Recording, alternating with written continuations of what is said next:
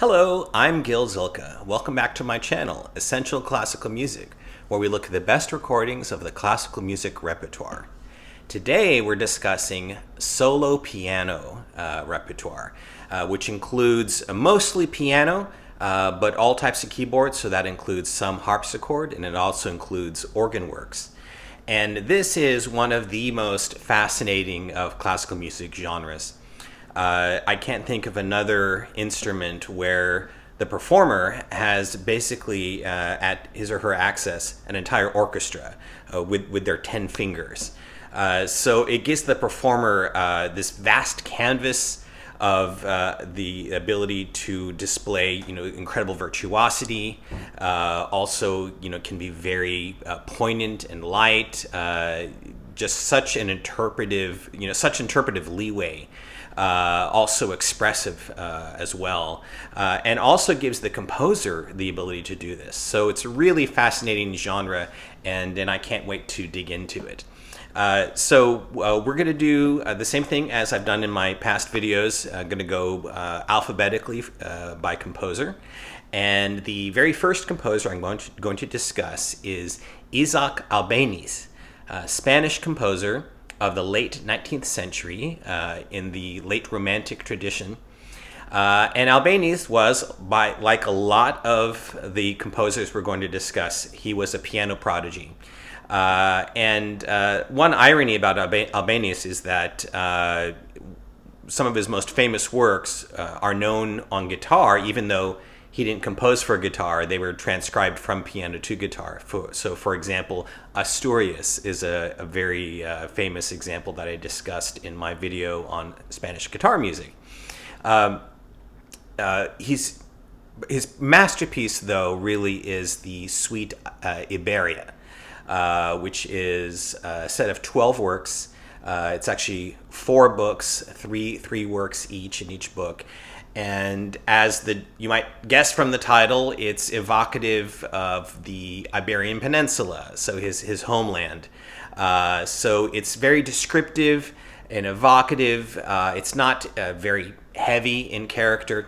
They're very charming, very lyrical works. A nice rhythmic inflection as well, very incorporating Spanish dance idiom. And for these works, I'm going to recommend the old standard, and that is Alicia de la Rocha. The only question, usually the debate, is which one do you recommend, because she has 3 different sets that she recorded. In this case, I recommend the first one, recorded in 1962 for EMI. She also did one in the 70s for Decca, and then another one digitally in the 80s for Decca. And the reason I prefer this earlier one, there's a little bit more vitality, a little bit more rhythmic energy. But in all her renditions, there's an obvious close identification with the music, wonderful color and character, understands the rhythmic inflection very well. So just a really great way to get to know this wonderful set of pieces.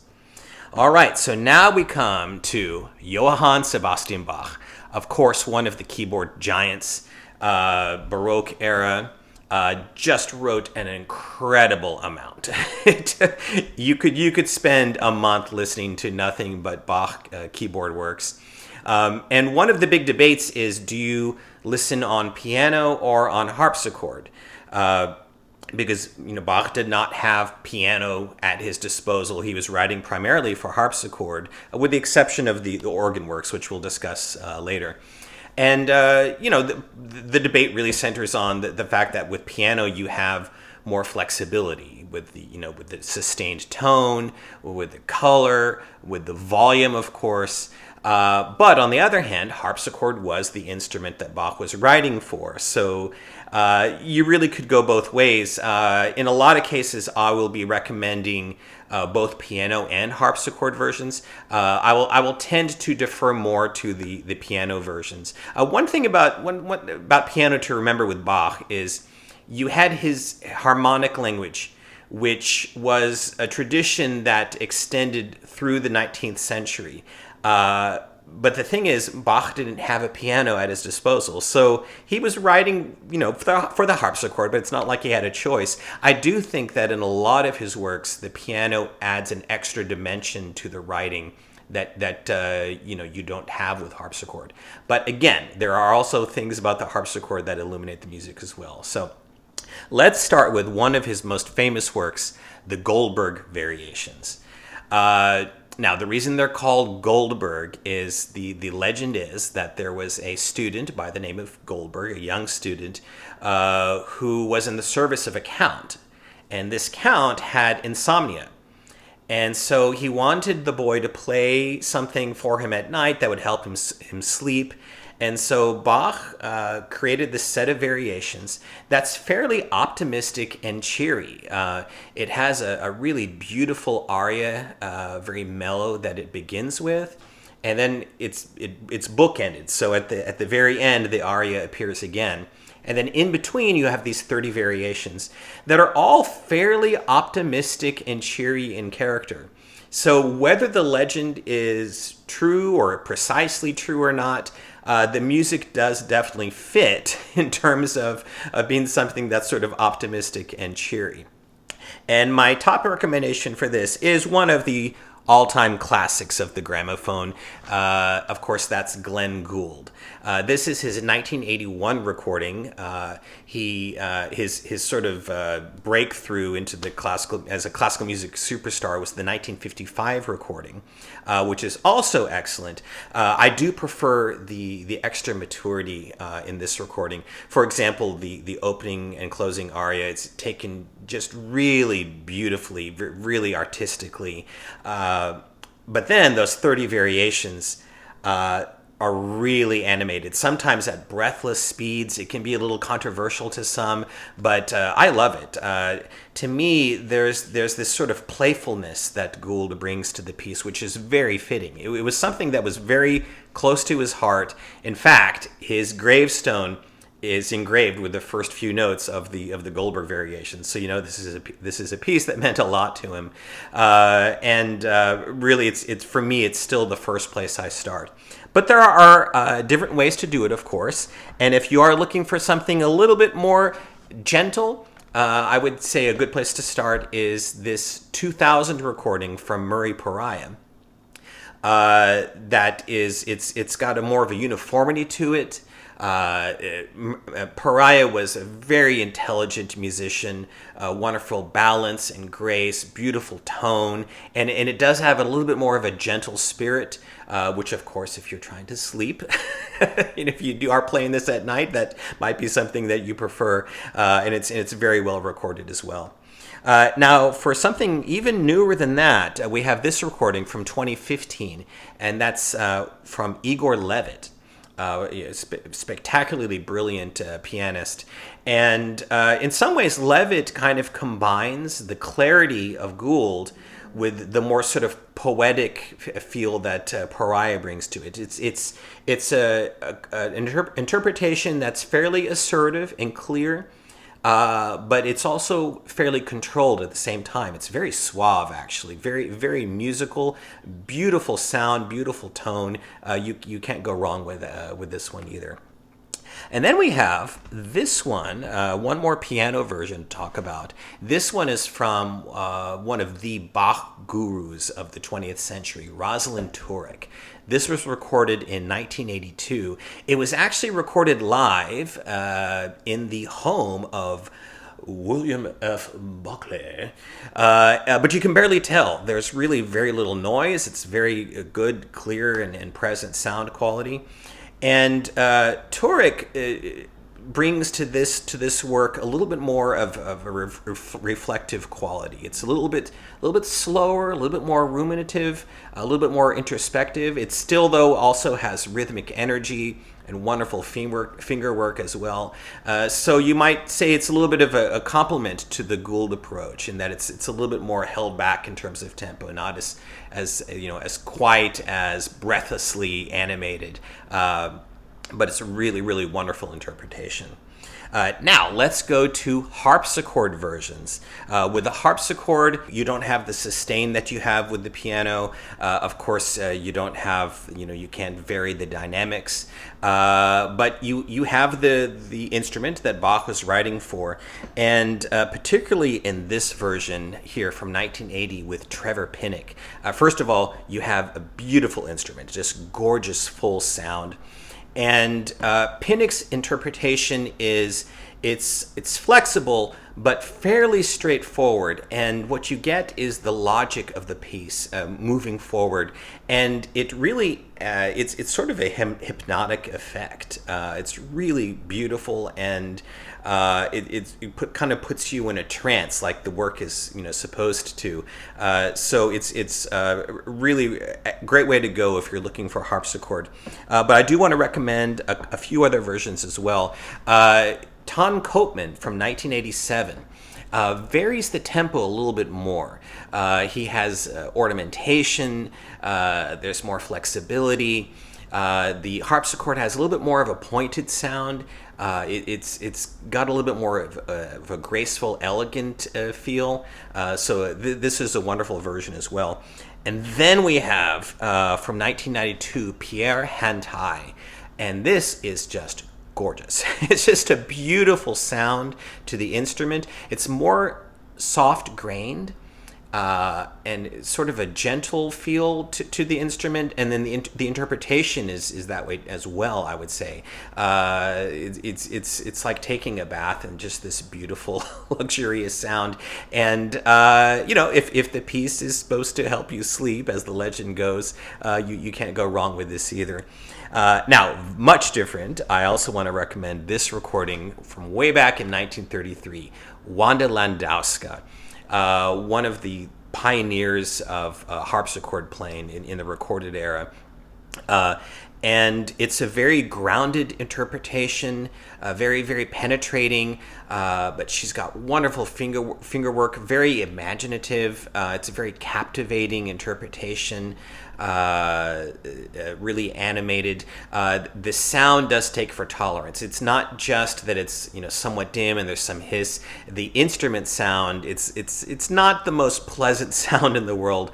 So it's something that you have to get used to. But the playing really is captivating. The way she's thought through everything, and it's a really wonderful interpretation that I wouldn't want to be without either. All right, so that's the Goldberg variations. Now we come to one of the pillars of classical music, the well-tempered Clavier. This was a work that, it's not only a great work, it's gigantic. It's both sets take as long as a Wagner opera. So it's heavy slogging if you want to hear it all at once. But it really was influential. You'll see as we go in this video how many composers were influenced by, first of all, the idea of having 24 works that are in each of the 24 major and minor keys. In this case, Bach starts in C major and then he keeps going up a half step. So each work is a prelude followed by a fugue. And then he's got 24 of those, and that's book 1. And then 20 years later, he did the same thing, and that was book 2. And it's for one thing also I want to mention about these works is he inscribed it as something like for the edification of the piano student. He really saw it as something that it's pure music. There's nothing that he's trying to communicate in terms of a lost love or something like that, or something philosophical. It's just pure music that is written with this wonderful logic and proportion, and just for the enjoyment of piano students. He probably didn't think that someone nearly 300 years later would be holding up CD recordings. So it's a little different than probably what he envisioned, but it really is a wonderful set of works. And to start off, I want to recommend a recording from the mid-'80s, Andras Schiff. And this recording it's not as flashy or individual as some. It's more sort of the natural interpretation. Wonderful balance, beautiful tone, wonderfully poised, not too flashy, but everything's just really gorgeous. And well proportioned, and I think that's a great way to know this piece. It is such, it's a marathon, right? It's not a race. So I think especially for long listening, this is an excellent way to get to know the work. However, if you want to go now to the more individual side of things, I have to mention, of course, this famous recording from the early 70s, Sviatoslav Richter. This one's just oozing with artistry and personality. Richter was always a very probing, thinking musician, but a real genius as well. So you get wonderful contrasts, wonderful dynamics. It's very exciting as well as beautifully ruminative as well. So this is an excellent complement to the Schiff recording. I would say that for early 70s, it's not quite the quality of sound that you might expect. It's a little bit fuzzy, the sound, and it's not ideally clear and nice. But you get used to it. One oddity is that there are some bird sounds at some point. Apparently they were in the studio, so you might think you're listening to Radovan's bird concerto, but nope, there's just some birds that apparently escaped. So, just something you get used to as you listen. Now, a more recent recording, this one is from 2008, that is more towards the Schiff side of things, more natural and flowing. That's Angela Hewitt. Really a beautifully delicate, sensitive interpretation that really brings the beauty of the music to the fore. Wonderful tone, beautifully recorded, very sumptuously recorded. So this is, again, one of those sort of natural interpretations that allows the greatness of the music to come out. And then I want to also mention another piano recording from the 80s. This is from 1984, and this is with Tatiana Nikolaeva, a great champion of this work, a work that was really close to her heart. And this one is very strong. It's very clear, somewhat assertive, but also very sensitive and artistic at the same time, and just a really wonderful interpretation that, again, allows the logic of the work to just do its thing as you're listening, for hours upon hours. So very good sound quality as well.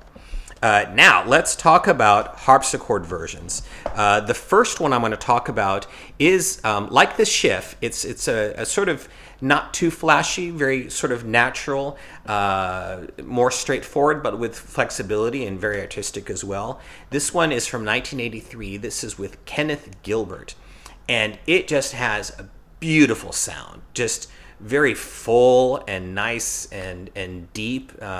Just a really good recording to play for people if they're not used to the harpsichord, perhaps. Just a really strong sound, and it just allows you to really luxuriate in the greatness of this work. So that you can't go wrong with that one.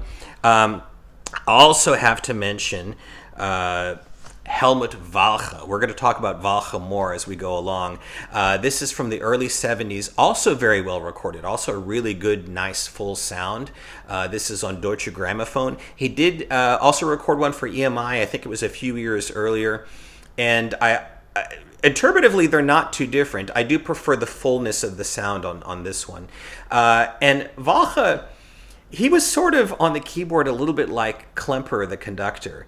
Very granitic, very disciplined, a little bit on the slower side quite often, but this sort of mesmerizing effect. It's sort of like this relentless artistry that just stays disciplined and is very mesmerizing, especially in a piece like this. Just a really concentrated, really wonderful interpretation that you wouldn't want to be without either. And then, going back a few years earlier for another great harpsichord version, we have Wanda Landowska. This on comes in 2 RCA issues. I don't know if they've repackaged it or not, but you've got book 1 and book 2. This is from the late 40s and early 50s, so it's a little bit better recorded than her 30s recordings of the Goldberg variations. It's still somewhat dim, somewhat clangy sounding. You won't have the beauty of the Gilbert version. But it's a wonderful interpretation, very illuminating, very insightful. It's also very disciplined and grounded, but she's got wonderful fingerwork and imagination, and really identified with Bach's music. So this is also one of those iconic versions as well. And then I want to mention a couple more, going back again to the piano.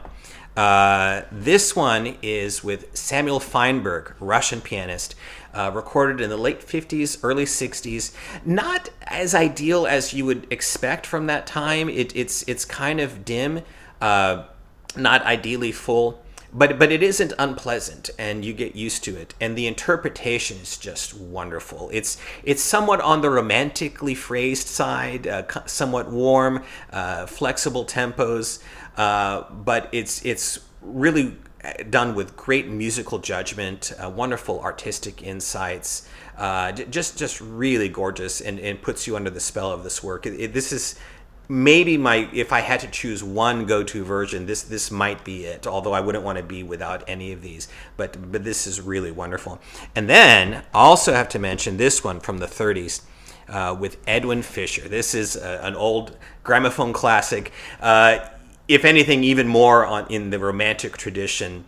It's a real tour de force of fingerwork virtuosity. Plays some parts really fast, but then also this wonderful delicacy and use of color and imagination. He was such a wonderful artist, and this is one that you at least have to hear if you love the Well-Tempered Clavier, even if maybe the romantic tradition is not your cup of tea. It's just got so much character and imagination, and very illuminating. Fairly clear sound. It's got some hiss, but for the time it's fairly clear, and you get used to it after maybe 2 or 3 hours. All right, so that's the Well-Tempered Clavier. Now let's talk about a few of Bach's somewhat smaller works, starting with some of the earliest works he wrote, the English and the French suites. There's 6 each of these. And English and French is debatably a misnomer. There's no hard evidence that they were actually based on English or French tradition.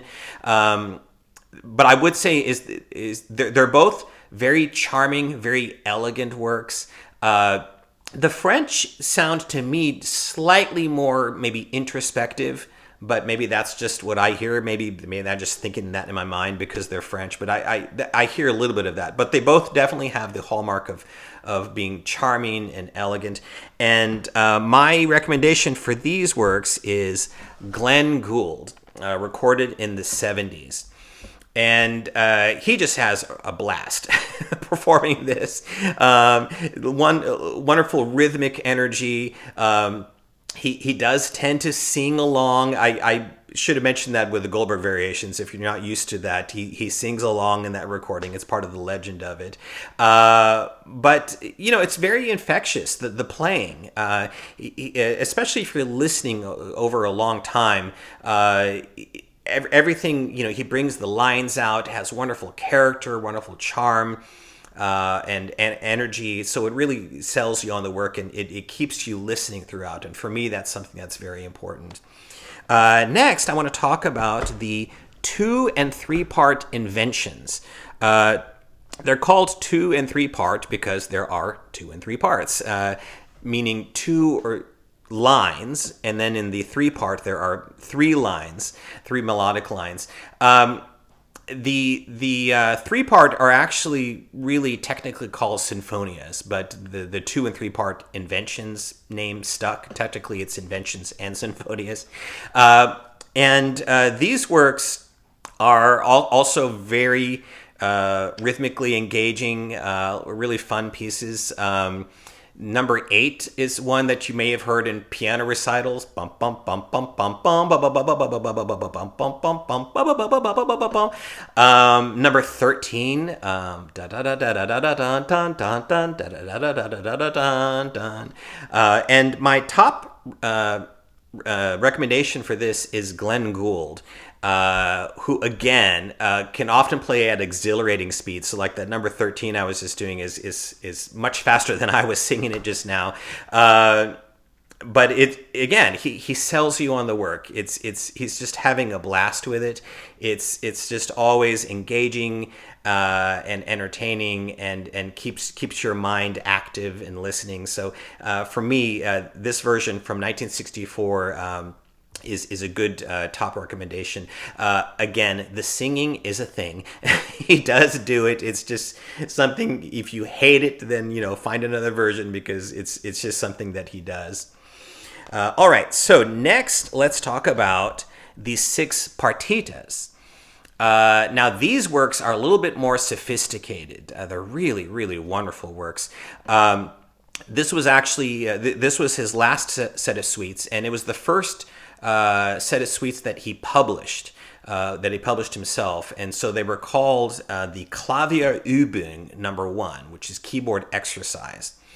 And for these, my top recommendation is, again, one of the top Bach gurus of the 20th century that I mentioned earlier, Rosalind Turek. These recordings come from the late 50s, and her love of the music just really comes through.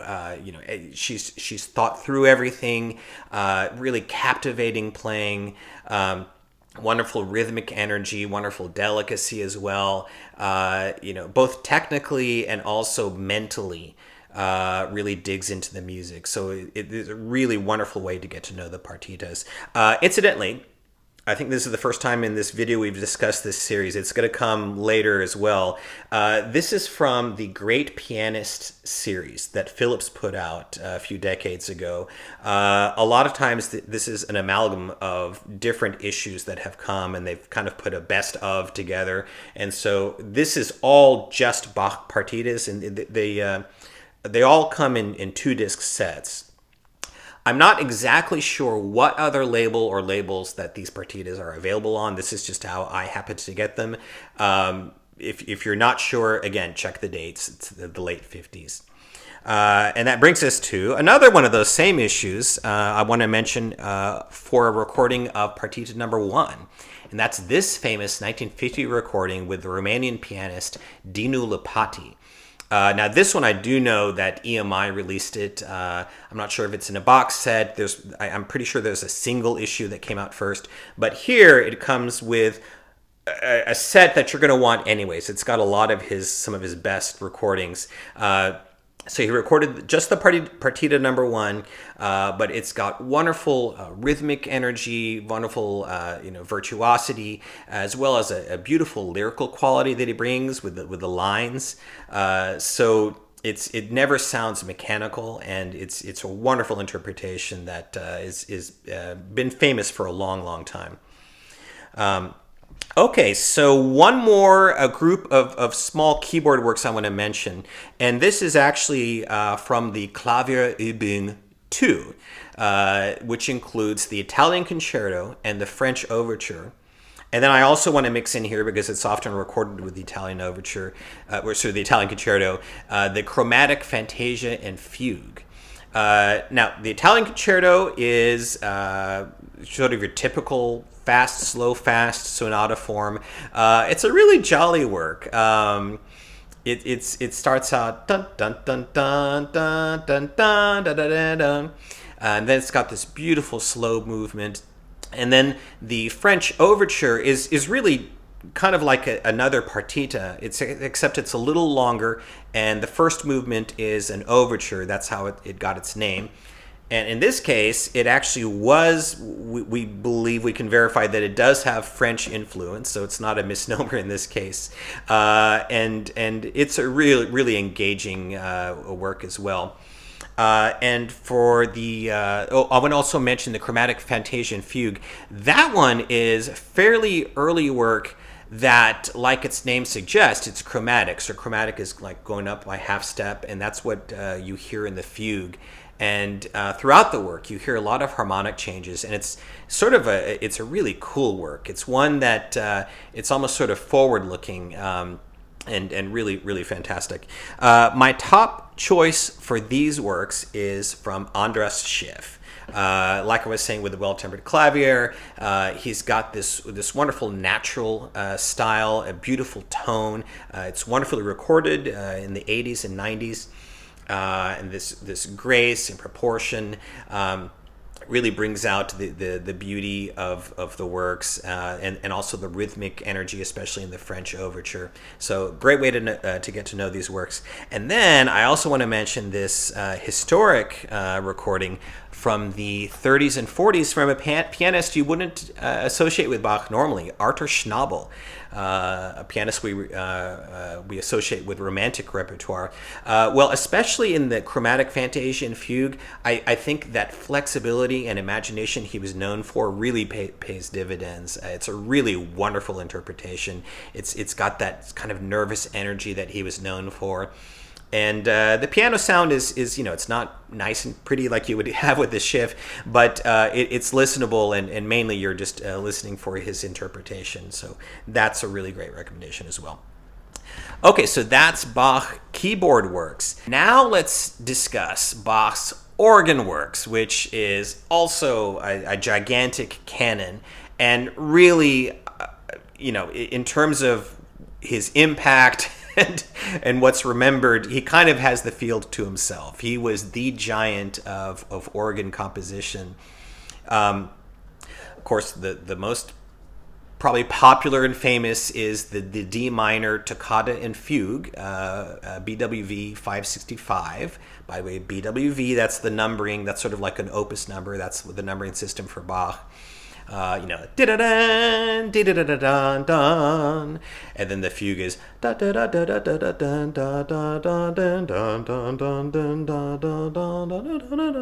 anyways, fantastic work. And then also, when you're talking about his most famous organ works, there's the Passacaglia and Fugue in C minor, BWV 582. This is just a wonderful work. It's very hypnotic. It starts with this low, deep bass tune. Bum bum bum bum bum bum bum bum bum bum bum bum bum bum bum, and then it continues with that throughout the whole piece, with variations throughout, and it's just really captivating. And then also want to mention the Fantasia and Fugue in G minor, BWV 542, nicknamed the Great Fantasia and Fugue, partly to differentiate it from the Little Fugue in G minor. That's the one that goes dun dun dun dun dun dun dun dun dun dun dun dun dun dun dun dun dun. But the Great Fantasia and Fugue is just this really fantastic work, very majestic, and it's got this catchy fugue. Dun da da da da da da da da da. So those three works are probably the ones that you would most often find in Bach collections. Also, some more of the toccatas and fugues. There's the F major, BWV 540, which is just a glorious work. There's the D minor, nicknamed the Dorian, 538, which is also spectacular. It's actually not in Dorian mode. That was a nickname that was given to it because it was written all on white keys from D to D, but it's actually D minor. It just wasn't notated, and the nickname just stuck. So it's sort of known as the other D minor toccata and fugue to differentiate it from the famous Halloween one. But it's a wonderful work. And then we have 6 trio sonatas. And these works they're more kind of simple and playful and gentle. They're not as heavy and florid and going crazy. Like the first one goes bum bum ba bum bum bum. Ba, ba, ba, bum, bum, bum, ba, ba, ba, ba, ba, ba, bum, bum, bum. So these are they're really charming works, and then we have tons and tons of choral preludes. These are taken from the cantatas that he wrote. He wrote over 200 cantatas for choir. Of course, he was a church musician, so he just cranked them out, and so he transcribed the chorales for organ. So he has one set that's called the Orgelbüchlein, Little Organ Book, which is comprised of 46 pieces, so it's really not that little. And then he has 6 works that are referred to as the Schubert chorales. These you see these quite often in different recitals. The most famous of which is the first one, based on maybe his popular choral cantata, Wachet auf, Sleepers Awake, number 140. Dun da da dun da dun dee dun da dun dee da dun dee dun da da. And then you have 18 chorales that are referred to as the Great Leipzig chorales. Of course, he spent so much of his career in Leipzig at the Thomas Church, writing these chorales. One of the most famous of these is this really slow, mellow one that comes from cantata number 61, Nun komm der Heiden Heiland. And then we have something called the German Organ Mass, which, if you listen to the whole thing all together, it takes between an hour and a half and 2 hours. It really is like listening to this giant choral mass, but just on an organ, and it's really effective. The bookends of the piece are from BWV 542, which is a prelude and fugue. It's nicknamed the Saint Anne Fugue, incidentally, and that's often just a separate piece that you will hear separately. This really grand, beautiful prelude, and then this wonderful, intricate fugue that also ends with, just really grandly. But if you hear them as part of the Mass, in between the bookends, you have 21 choral preludes. And then you also have these 4 duets, and they're called duets just because there's two voices. And so that's the version that's called the German Organ Mass. It's actually Clavier Übung 3. We mentioned earlier the keyboard exercises. So you'll often see it referred to by that name. And it's really an experience to listen to the whole thing. It really is very spiritual music. It really has quite an effect. Okay, so that is sort of an overview of the organ pieces. Now let's talk about the recordings. If we're looking at full sets, the first one I recommend is this just classic version, Helmut Walcha. Walcha was an organist who went blind in his teens. He was a Leipzig native who studied under Gunther Ramin at the St. Thomas Church, which is where Bach had his old job. So he's very steeped in the Bach tradition, and really his interpretations just sound like a from the horse's mouth interpretation. They're very grounded. They're very sensible musically, very, very captivating. Everything is well judged. The instrument sounds wonderful, very well recorded.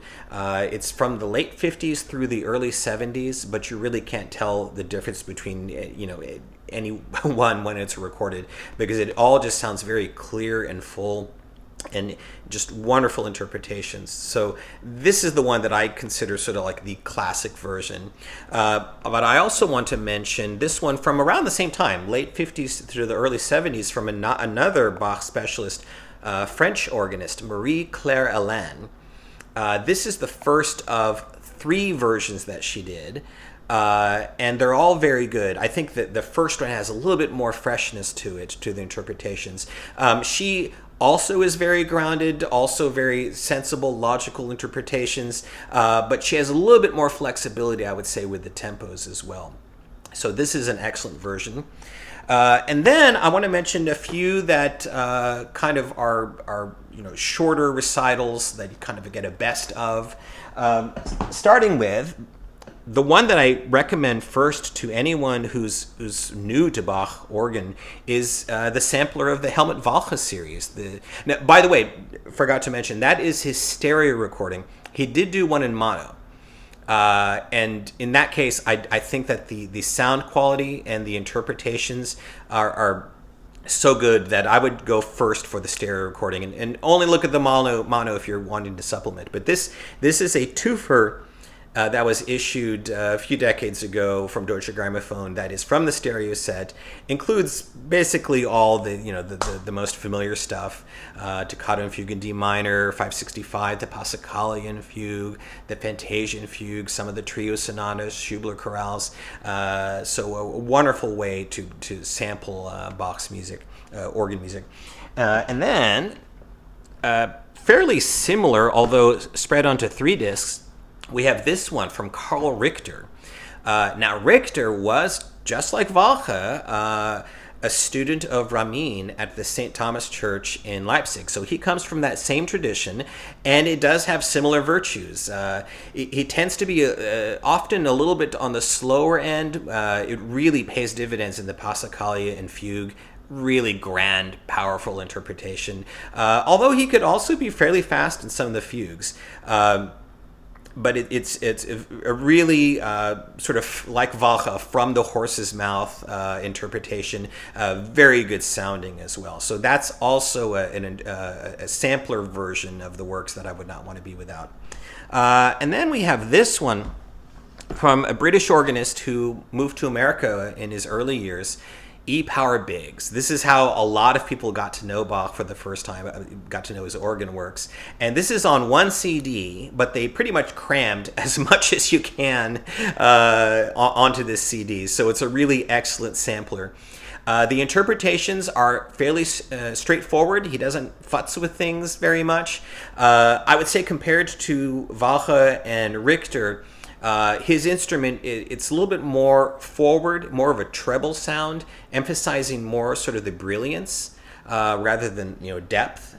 So another way to hear them, it's a very exciting sound and very reliable interpretation. So if you love Bach organ, I wouldn't want to be without this either. And then we have this one from 2000 from English organist and conductor John Butt. This is a recording that gathers together the toccatas and fugues, as well as the 6 Schubert chorales. And it makes for a wonderful program because the toccatas and fugues, they can be, they're very dramatic, and it's quite an impact when you're listening. So it's nice to have a couple of the Schubert chorales, which are much more mellow, in between each toccata and a fugue. So really good programming. And John Butt plays the works with a little bit more flexibility and freedom, sometimes a little bit faster with the tempos. It's very exciting, wonderful sound. So it's a really exhilarating disc, and definitely one to recommend. And then finally, for Bach organ works, I want to go back to a historical recording from between the mid-30s up to the early 50s from Albert Schweitzer, a Bach organ recording pioneer. Schweitzer was really quite a Renaissance man. He was a historian, philosopher, author, theologian, a medical missionary, and a musician. So he had quite an eclectic background, and it kind of shows itself in his interpretations. They have a lot of personality, especially that the D minor, the famous 565, is really played with a lot of verve and passion. So it's not your ideal organ sound. It is a limited sound, but mainly this is one that you want to hear just to hear the works played with a little bit of extra personality and gusto. All right, so that is Bach organ. There is one more Bach keyboard work to go, and this is another one of those kind of giant masterpieces. This is the Art of Fugue, or known in German as die Kunst der Fuge. And this is one that he wrote very late in life. Again, a work that he wasn't writing for any grand purpose other than just, pure music. Just here's some awesome music. Here is it for you guys to do what you want with it. And he didn't even specify what instrument it was to be played on. So it's been transcribed for just about anything you can think of. I did already mention it in my orchestral video performed by Karl Münchner and the Stuttgart Chamber Orchestra.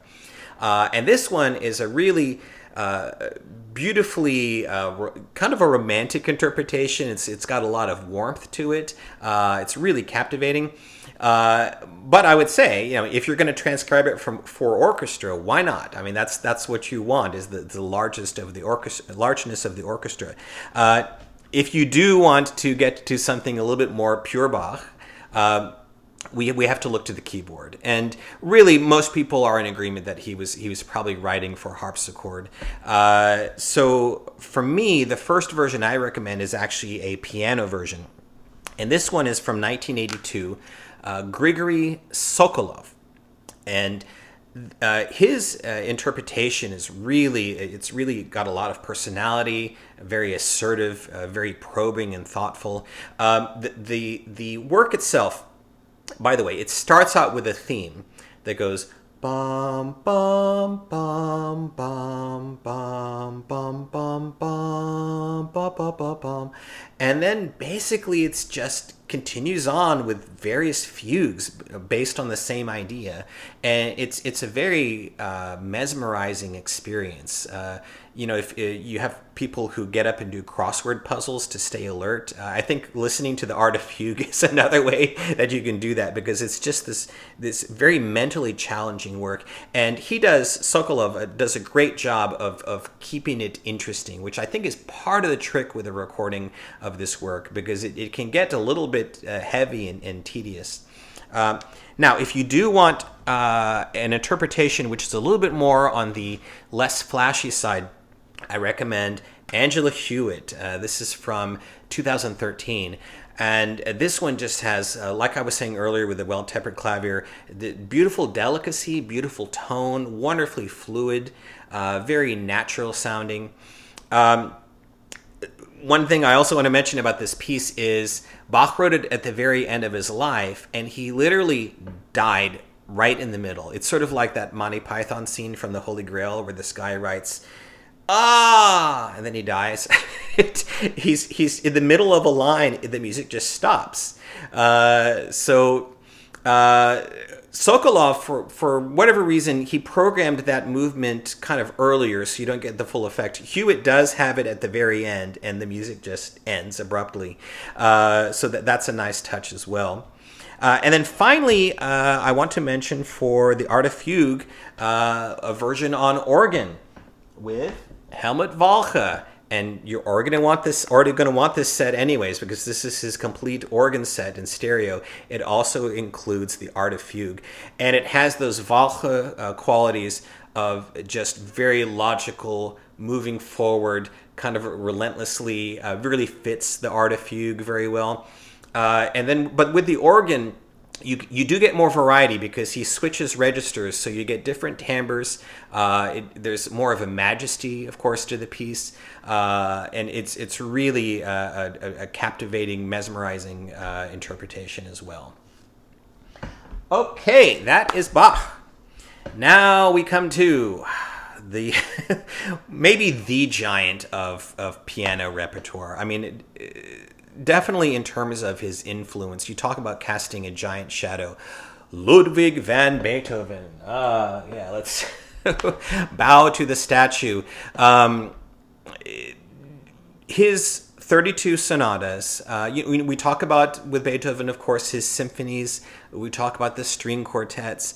I'd say, if anything, even more so with the sonatas, you have a canon of works that cast a giant shadow on everyone that's come afterwards, to the point that no one really has even dare try to match what he did. They can, as often with Beethoven, be separated into three groups: his early, his middle, and his late period. His early period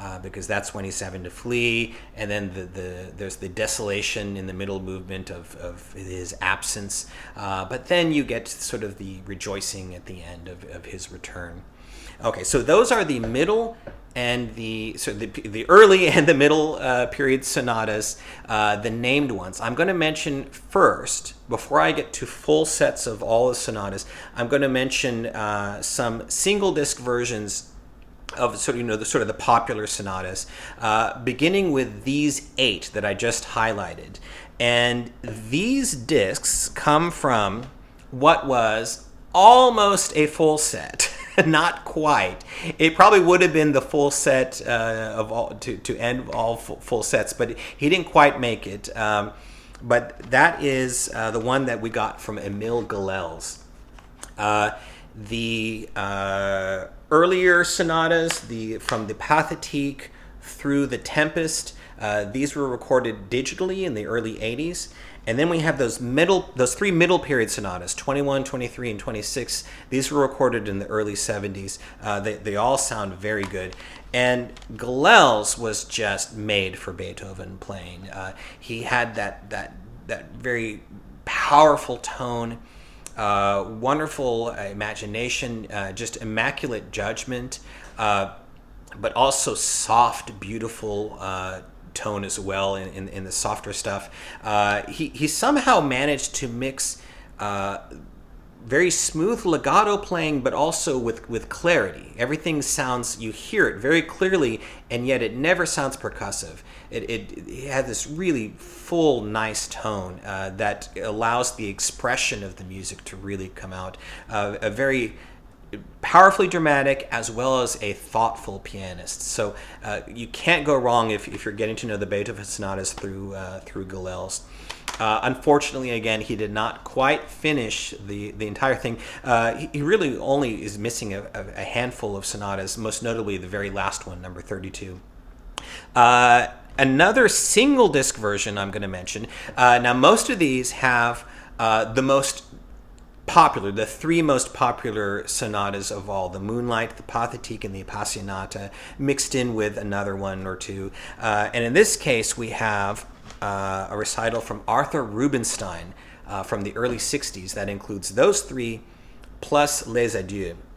And Rubinstein is not necessarily a pianist that you always associate with Beethoven. He's considered kind of the cultivated gentleman, and then we think of Beethoven as being more, kind of unbuttoned and dramatic. But this is a really beautiful version. The Moonlight, the opening of the Moonlight is just gorgeous. It's really one of the best Moonlights on record. Les Adieux is also wonderful. I'd say maybe the Appassionata is one where you maybe can hear it being a little bit more unbuttoned, a little bit more unbridled passion, but his musicality is so wonderful that one too is just a really strong performance. So this is one that I consider one of the great Beethoven single discs. Also want to mention Claudio Arrau, who did do a complete cycle. I'll get to those later, but I did want to mention this sort of sampler we get of the 3 most popular. It was recorded in the 60s. And Arrau, like Gilels, he had this beautiful, powerful tone, wonderful legato. And he was very much a searching artist, very much a romantic at heart, very ruminative. He tended to sometimes linger, could be a little bit deliberate sometimes. Sometimes if you're a person who wants the music to go, Arrau may not always be your cup of tea. He did sometimes tend to linger and take things a little bit slower, but always just very impassioned, very, very powerful playing, and just wonderful for Beethoven.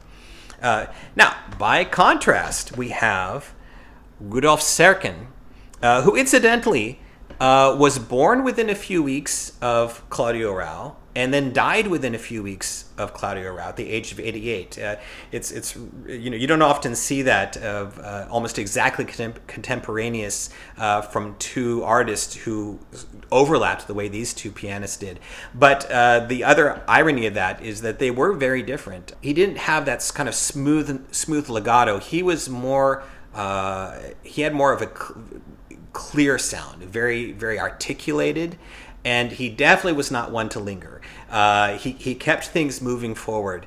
That's sort of the momentum of the line, and it also works really well and very powerfully, especially in the faster movements, and it works like the Appassionata, where I think his style was particularly suited for. That's a really excellent interpretation.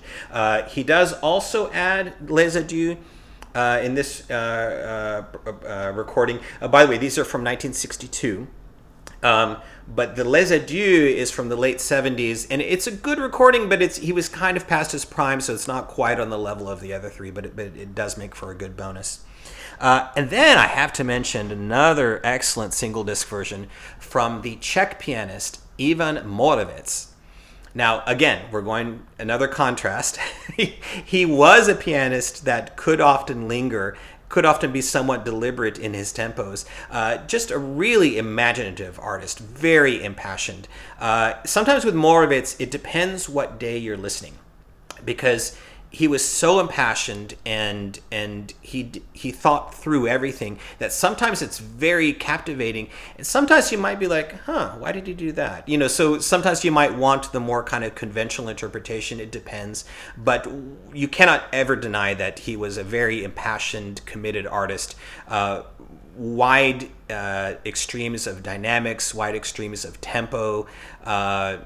He could play very powerfully, and then also to have the softest, most limpid tone. For example, the opening of the Moonlight is just beautifully done.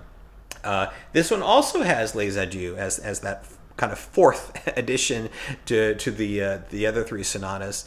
So this is one that you don't want to miss either. And then going a little earlier to a mono recording from the early 50s, I have to mention Solomon, who, like Gilels, was not able to complete a full cycle, which is too bad because it would have been incredible. Solomon was one of the great Beethoven pianists, one of the great pianists, period, of the 20th century. And this single disc version includes the Pathétique and the Moonlight, as well as the Quasi una Fantasia and number 7. And especially in the Moonlight and the Pathétique and the slow movements, he's beautifully ruminative. He takes the Moonlight opening daringly slow, but he sustains it beautifully. Just a really intelligent artist. He could do it all. He had the power, he had the finesse, strong tone as well as delicacy, a really brilliant musical mind. And for Beethoven, he also had this nervous tension to the playing that really fits Beethoven well. Really an ideal Beethoven interpreter. It is mono. It doesn't have the beauty, for example, of the Gilels version, but it is very clear at the same time. And once you get caught up into the interpretation, like me, hopefully you won't care too much about the sound. A few more single versions I want to mention. One is primarily I want to mention it for the Pastoral Sonata, number 15, and that's from Wilhelm Kempff. Like Arau, Kempff did not just one, but he did 2 complete cycles, and we'll discuss that later. But I want to highlight this single disc version mainly for that Pastoral. Kempff was a very cultivated musician. He had a style that was fairly controlled, fairly disciplined, always with this beautiful singing tone. He was very even-tempered, so famously he tended to play faster movements on the slower side and slower movements on the faster side. This is something that kind of reminds me of Klemperer, the conductor, who could do the same thing. And interestingly enough, I recommend Klemperer for the Pastoral Symphony. Well, I recommend Kempff for the Pastoral Sonata. It really works wonderful. That glowing tone, it really lends itself to the tranquility of the sonata. And then on the single disc, you also get his Moonlight and his Pathétique, which are wonderfully done. Again, with the proviso that the tempos are very individual, as Kempff tended to be. You can also get those on another single disc that Deutsche Grammophon released of the originals, That does not include the Pastoral, though, so that's why I'm recommending primarily this one. And then a couple more for the Tempest Sonata, number 17. I want to recommend Sviatoslav Richter. Should be no surprise to anybody who knows Richter that he combines virtuosity and power with a probing mind. It's very intense, beautifully flowing in that final movement, and recorded in 1961 so fairly good sound. That's an excellent Beethoven sonata version, as is this, the Appassionata, one of the most famous Beethoven sonata recordings ever made from 1960. Just incredible. The thing about Richter is he was one of those pianists who he had such incredible technical ability that it freed him up artistically. He was never limited at all. So he could really just go for it and just pour himself into it. And that's what you get here with the Appassionata. Just incredibly exciting, incredibly dramatic, and captivating, and an iconic version for good reason. You're going to want to have this even if you, for whatever reason, didn't want the Appassionata. I also recommended the Brahms Piano Concerto number 2.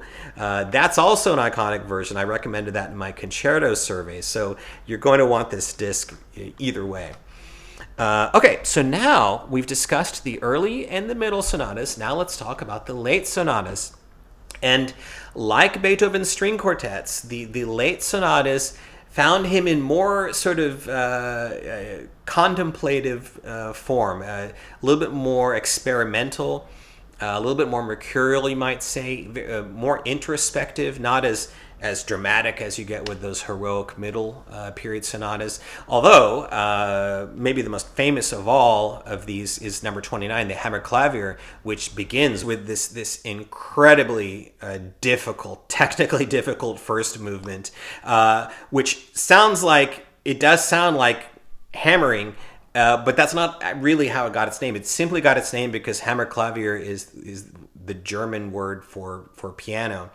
But it's kind of an irony that first movement does sound like someone hammering. It's very brilliant and technically difficult. And then after a short scherzo, it has this epic long slow movement. Kind of makes you think of the Beethoven Ninth, of that epic slow adagio as well. And then it has an intricate final movement that is based on a fugue. Some people consider this the greatest piano sonata anyone ever wrote. It's certainly an epic piece. It can be a little bit difficult to get into if you're new to it, but it's definitely rewarding. And then you have the final sonata, number 32, which is also one of the iconic sonatas.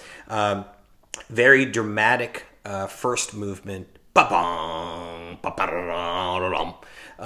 And that one's very powerful and dramatic. And then it only has 2 movements. The second movement is a set of variations. And partway through, you get to one where it just suddenly breaks out into what I can only call the invention of jazz. It really does sound like jazz rhythms. It's just like, whoa, Ludwig, what are you doing here? And I don't know how they looked at it back then, but it's really interesting. But then the movement closes really eloquently. It's just a gorgeous piece, as are really all these late sonatas. And my top recommendation for these 5 sonatas is this famous version from the late 70s, Maurizio Pollini. Pollini was just an incredibly skilled pianist. He could do it all. So the technical difficulties of the Hammer Clavier, he's able to navigate those to where you don't even think about them. Very powerful, wonderful rhythmic energy, but then he also was very nuanced, wonderfully delicate, very structurally sound. Number 32 is especially really great performance, very powerful in that first movement. He nails that jazzy section I was just talking about, and then he's beautifully sensitive at the end of it. It's just a really wonderful set. It's very famous and for good reason. However, I also have to mention this older one from the early 50s, again from Solomon. This is also one of the iconic Beethoven sonata sets. Solomon just brings that technical ability, that wonderfully strong tone, as well as delicate touch in the softer movements, but with a keen musical mind. These introspective works really fit him well. For example, the slow movement of the hammer clavier, he really draws that one out. Very captivating, and he makes sense of that final difficult movement with the fugue. Very impassioned in the opening as well.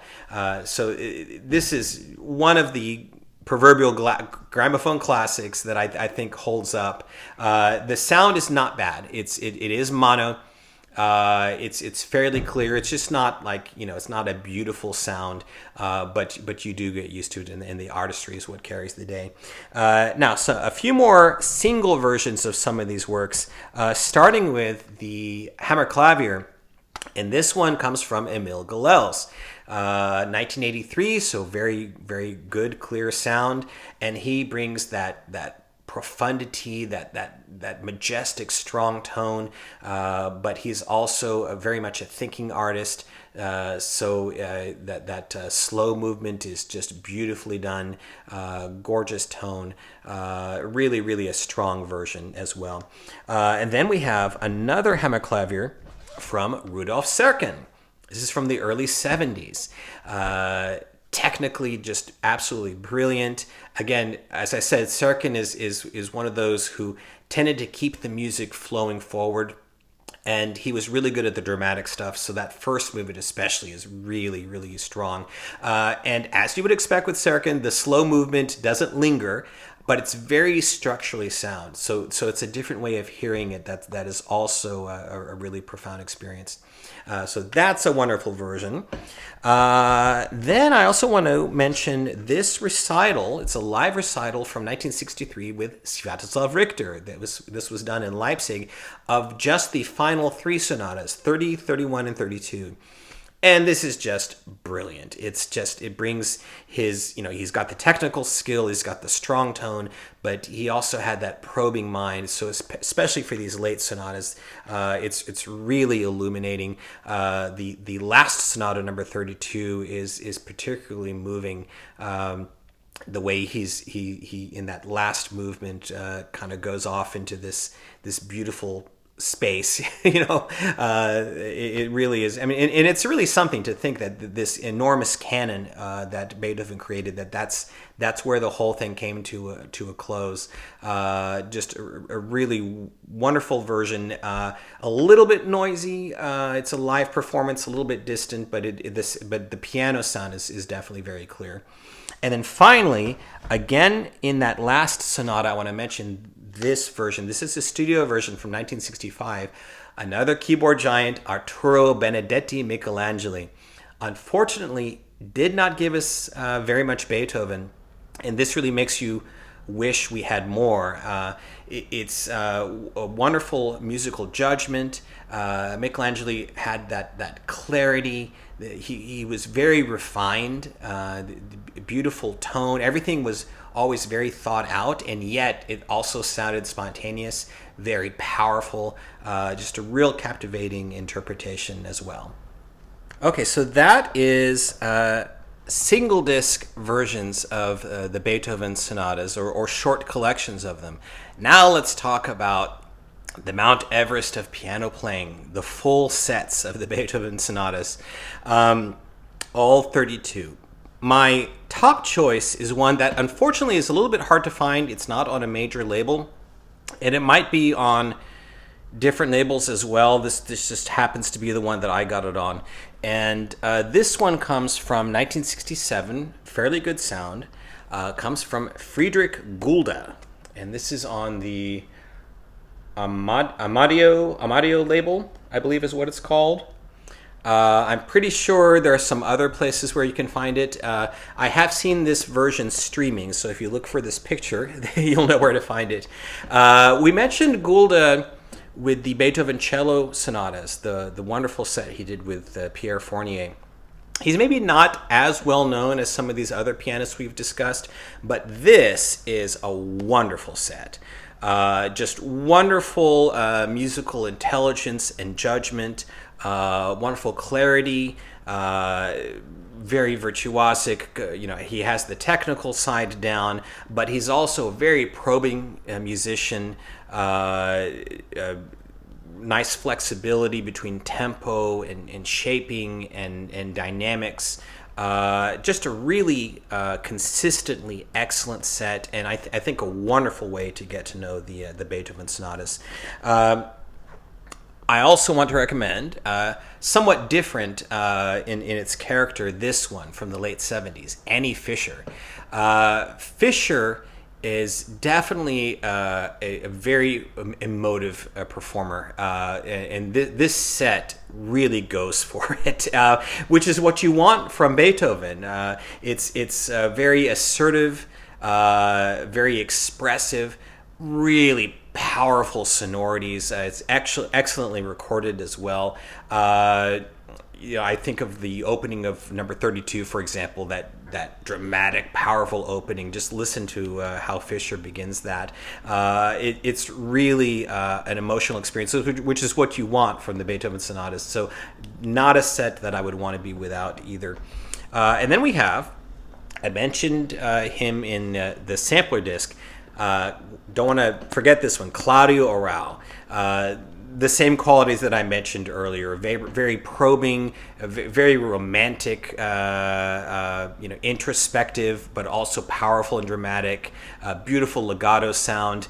Sometimes could be, for some people's taste, a little bit too deliberate, in kind of smelling the roses, you might say, instead of pressing forward. But I love it. I think it's wonderful for Beethoven, and not a set that I would want to be without either. And then going back a little bit further, that one, by the way, is from the 60s. This one is around the same time, from the late 50s through the late 60s. The only one that's recorded earlier in mono is the Hammerklavier. But this is from Wilhelm Backhaus. Now, Backhaus was a giant of the early 20th century. He recorded this set in his 70s and even into his 80s in some of the last recorded sonatas. Backhaus started studying in the late 19th century with Eugene d'Albert, who was a student of Liszt's. So he's got quite a pedigree, an incredible technical skill. It's quite different from Arrau. The tempos can actually be often quite a bit faster. He's a little bit more of a sort of a no-nonsense interpreter. Doesn't linger. It's very assertive, very clear, but also very dramatic. Really wonderfully captivating interpretations. For example, the opening of the Pathétique often is like bum, ba bum, ba bum, bum. That's kind of maybe exaggerated, but with Backhaus, it's bum, ba bum, ba bum, bum, ba dum, ba dum, ba dum, ba dum, bum. So it can sometimes be a little bit too, for some people's taste, maybe a little too. What's the way to put it? Maybe doesn't linger enough. But it's always illuminating, and he's had so many creative insights. This is not a version I would want to be without. Fairly well recorded, and really impressive playing for a man that was at that age. Then we go back a little bit in time to the early 50s to this mono set. Now we come to Wilhelm Kempff. Of course, he also recorded it in stereo, one of the most famous sets around. And there has always been this debate between the mono and the stereo. I'm one of those that prefers the mono.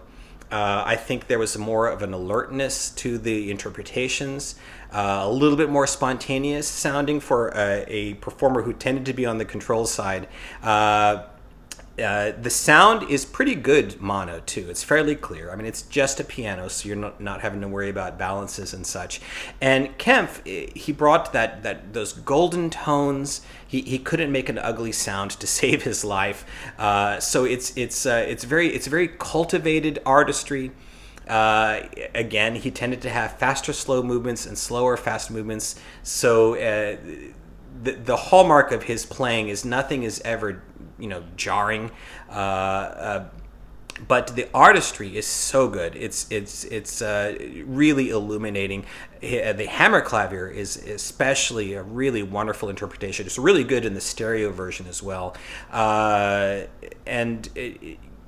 Kempf is a pianist that I often don't recommend as a first choice because he was so individual in his style, and yet I almost never want to be without a Kempf version of something because it's just always artistically illuminating.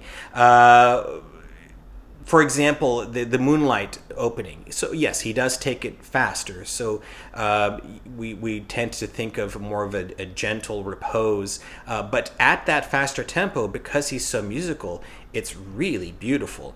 So that might be one for you to sample if you're thinking about Kempf. But I have to mention for Beethoven Sonata. Complete Beethoven sonata cycles, the old granddaddy of them all, Arthur Schnabel, which for me absolutely deserves its status as one of the classics of the gramophone. Schnabel brought all those qualities of an intelligent mind, very passionate, almost volatile sometimes in the more dramatic movements, but then also this beautiful legato, beautiful touch and color, always thinking through everything, even the spaces between the notes. He just had such an instinctive feel for Beethoven. This was recorded in the early 30s. The sound is dim. It's just something you have to get used to if you admire the playing. This is the EMI version. There are other, I know Naxos has come out with the whole cycle in individual discs. There's also Dante is another label that has come out with one that actually has a little bit stronger piano presence. I think the one good thing about the EMI is even though the sound is limited, they've done a fairly good job at limiting the surface noise. So for some listeners, they might even prefer that. But in any case, it is an iconic set. Listen, for example, to the end of The Tempest. The da da da dun da da da dun da da da dun da da da dun. The way he shifts it around, it's just so nervous and restless. And then the introspection that he brings to the late sonatas as well.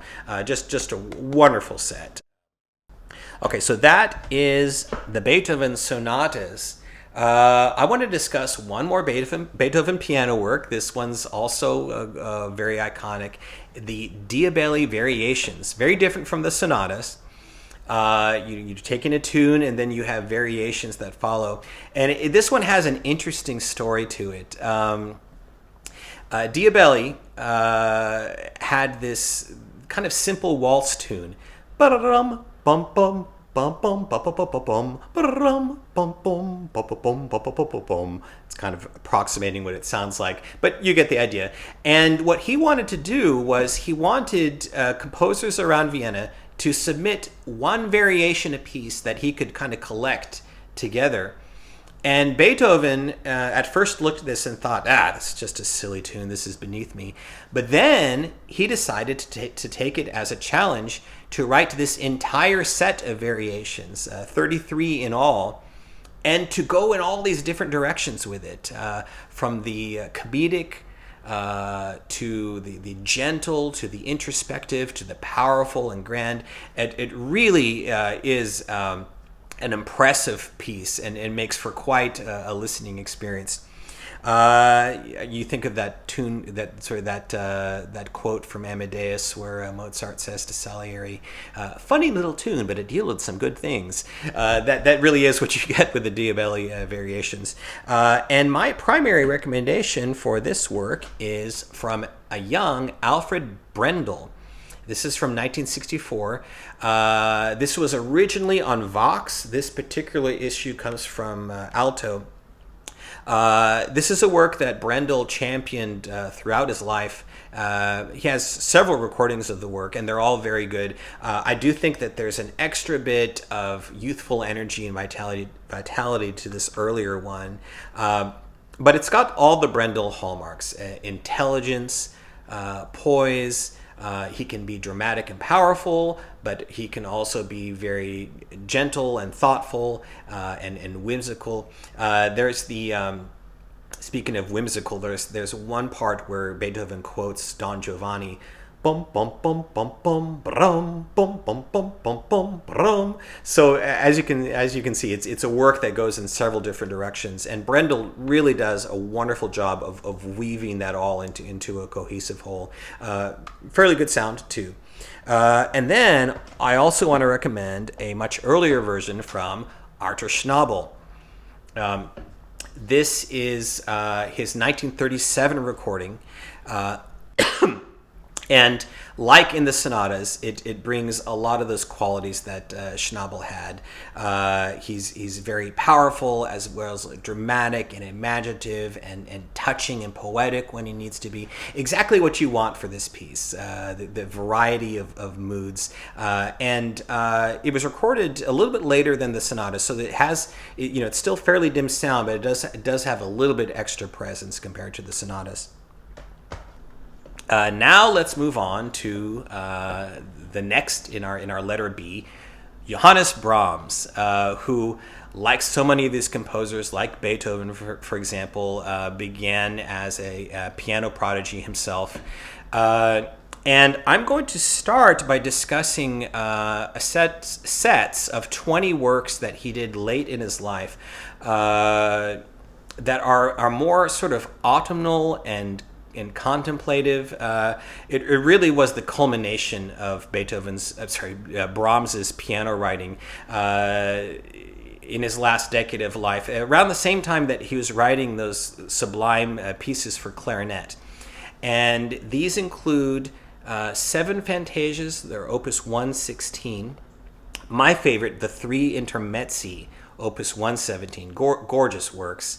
The 6 Klavierstück, which means piano pieces, opus 118. Number 2 is particularly famous.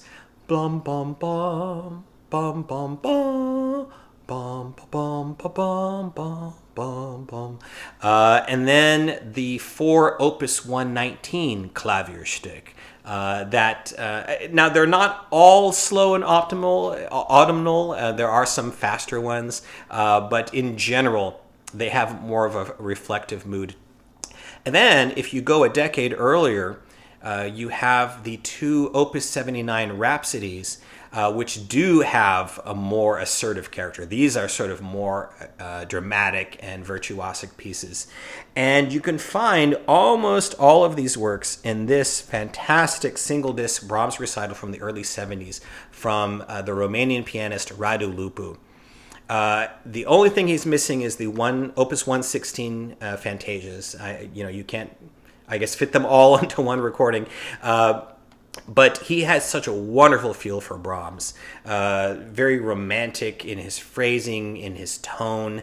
Very powerful in those early rhapsodies.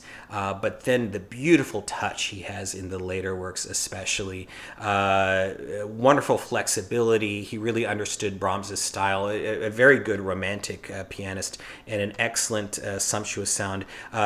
Just a really ideal starting point if you want to explore Brahms' piano music.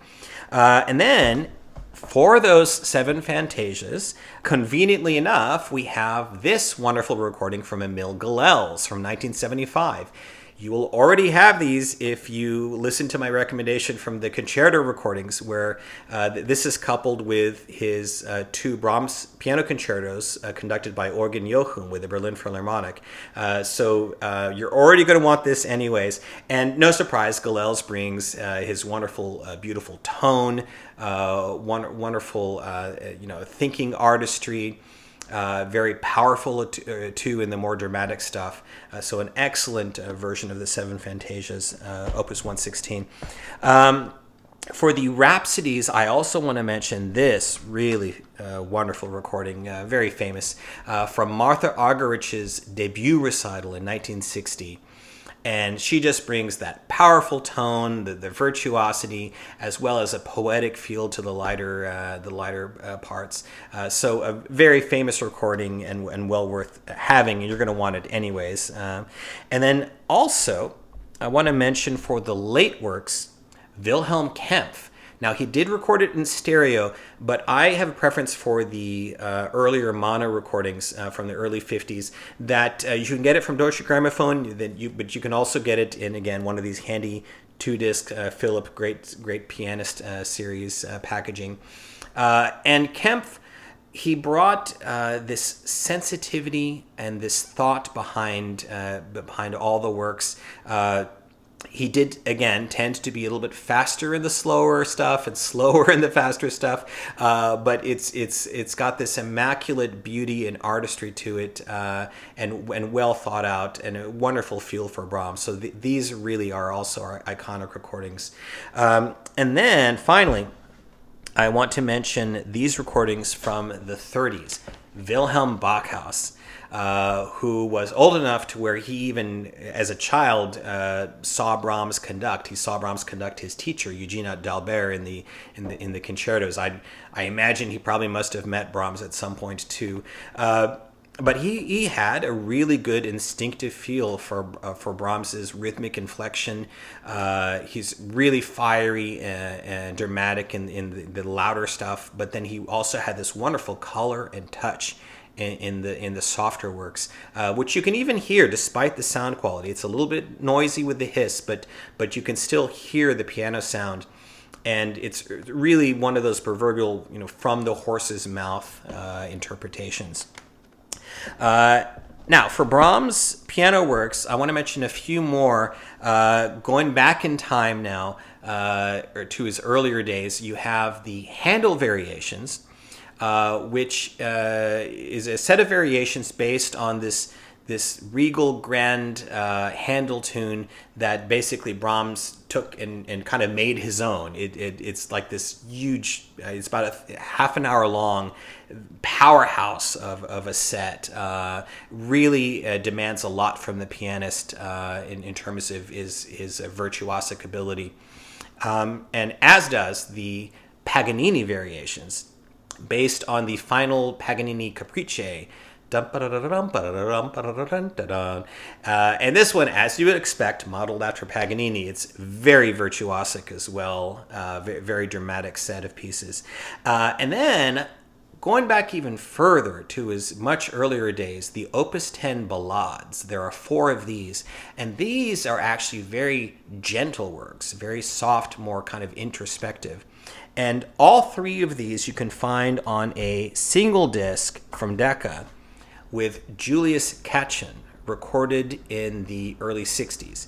Now, you can find them that way. It might be easier, and you might prefer to get them in this box set, which includes just about all of Brahms's solo piano works. So this is one that you probably going to want to seek out anyways. But if you wanted, again, just those 3 works that I just mentioned, you can get them in a single disc.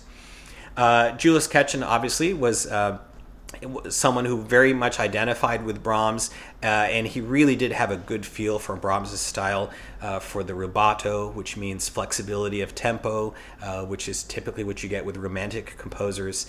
The Handel variations, he has wonderful finesse towards the beginning, and then as the variations continue, gets more and more powerful.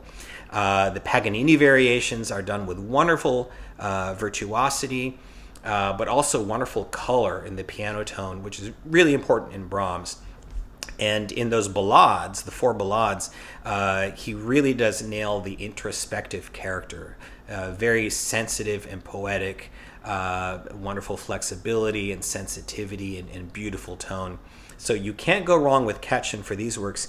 And as well, if you want to sample or to get his box set, you can't go wrong there either. He really had a wonderful feel for Brahms.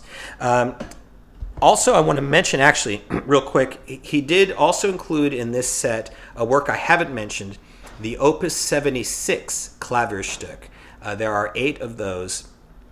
They're not quite as popular as Brahms's other piano works. They're a little bit more mercurial, but definitely worth seeking out. And he definitely does a wonderful job with them. As does, by the way, Wilhelm Kempff in this set that I mentioned earlier. He also includes those Opus 76 Klavierstück. Couple more versions of the Handel variations I want to mention because it really is such a virtuosic showpiece. This one is from a wonderful pianist who specialized in romantic repertoire, Benno Moiseiwitsch. It's in mono, it's 1953, but it's fairly clear. And Moiseiwitsch had a wonderful feel for Brahms, a wonderful sense of spontaneity and character. He really made a lot out of the differences between the different variations. Very powerful playing and poetic as well. And then this version from 1942, unfortunately, a little bit noisy, but this one comes from Solomon. And it's coupled, incidentally, with the Piano Concerto No. 1, which is one of the great versions, which I also mentioned in my video on the concertos. So it's a little bit noisy, but the piano sound is strong and clear, and Solomon's playing is just wonderfully captivating, very powerful and strong, wonderful imagination and creativity with the different variations. It's really also one of the iconic versions. And then for the Paganini variations, I also want to mention this version from 1937 with Egon Petri. Very strong playing, very virtuosic, very, very intense as well. A wonderful, strong tone, which you can hear fairly clearly, even though it's 1937 sound. And this is another coupling that you're going to want anyways, because it's coupled with the Joseph Szigeti Hamilton Hardy Brahms Violin Concerto, which I also mentioned in my concerto video. So a lot of these overlap anyways, but they're all wonderful versions. Okay, so that is the Handel Paganini variations, the ballades. Also want to mention the Opus 39 waltzes, really elegant, kind of nostalgic works, the most famous of which is number 15. Blum, ba ba ba bum, ba ba ba bum, ba dum bum bum, ba ba bum, ba ba ba bum, ba ba ba ba ba bum bum. Really elegant, as you can see, and it has that kind of nostalgic feel.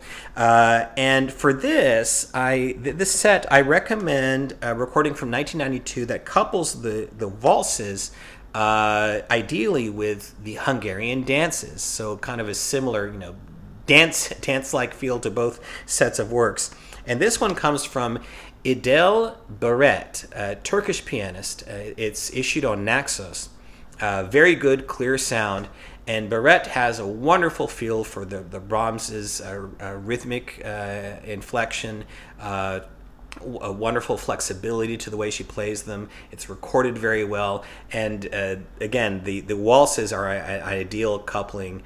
For example, number 4, the nostalgia of that opening, Barret does it just beautifully. So this is an excellent disc of Brahms piano works. For the waltzes, I do want to mention this older version. Again, Wilhelm Backhaus. This is from 1936. And again, Backhaus just had that innate understanding of Brahms and the rhythmic inflection. He really does a great job with the elegance of the works. It's a little bit more on the assertive side, his interpretation. Fairly clear sound. And in this set, you also get Liebeslieder waltzes, which we'll talk about later, but wonderful versions of those. But you also get not the full waltzes, but selections recorded in 1937 with a young Dino Lipatti when he was 20 years old, with his teacher Nadia Boulanger. And that is also an iconic recording.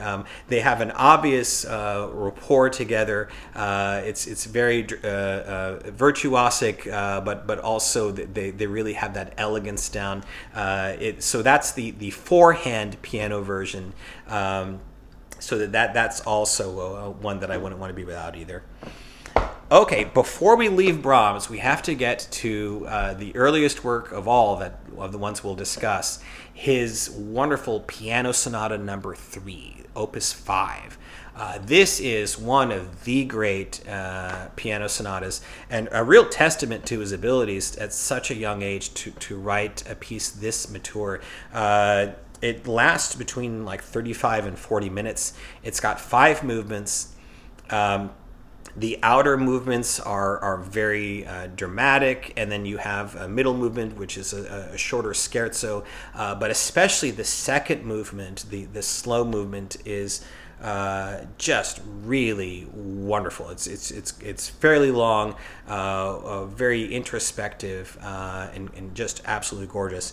For this work, we have 2 recordings I'm going to mention that are both, to me, 2 of the greatest piano recordings ever made, with 2 just wonderful artists. The first one is Clifford Curzon.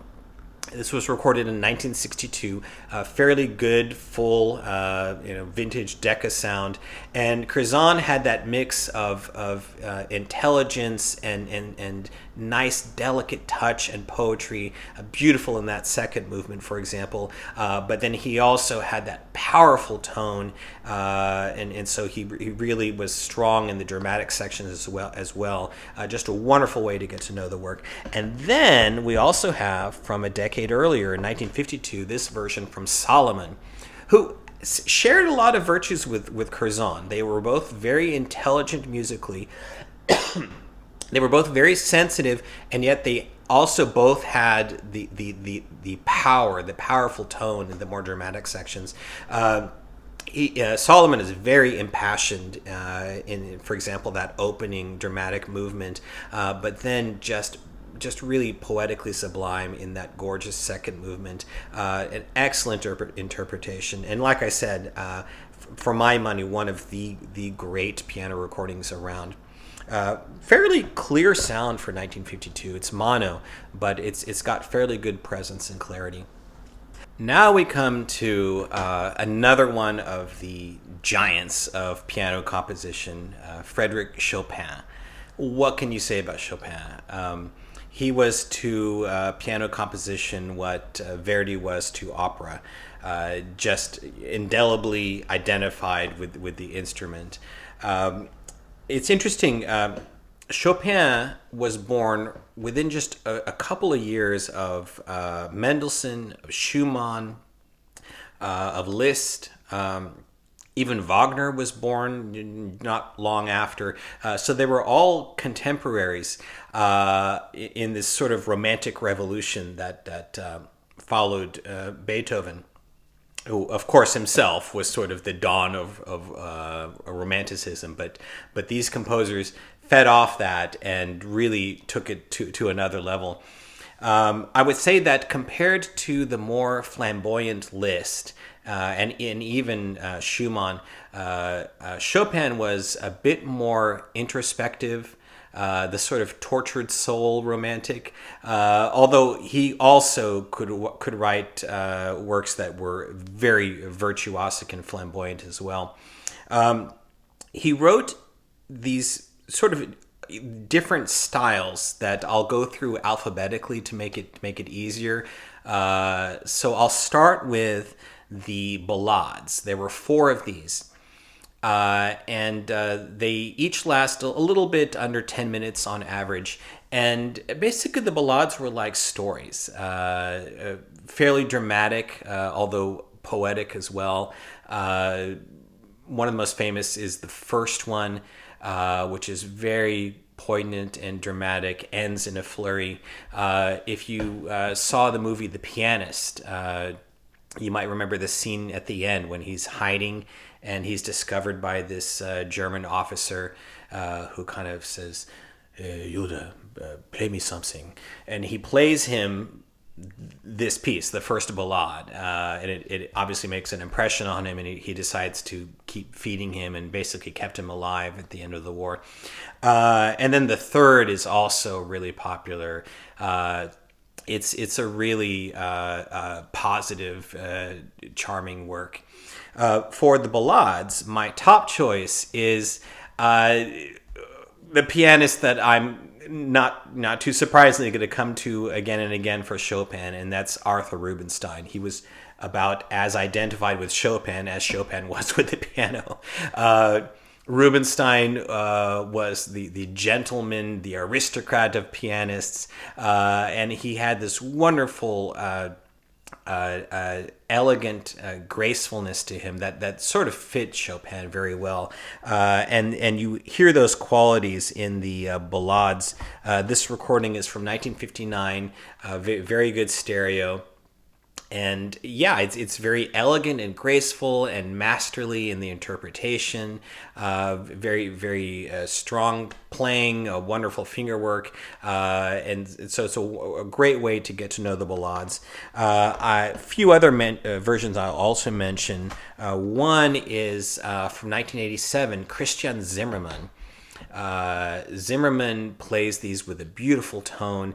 It's a very intimate interpretation, very romantic. It really brings out the dramatic elements, the different dynamics. So that's also a very strong version. And then we have pianist who's not always necessarily that identified with Chopin. We think of him more in terms of the classical repertoire. And that's Murray Pariah. This is a recording from 1994. But Pariah was such an intelligent musician.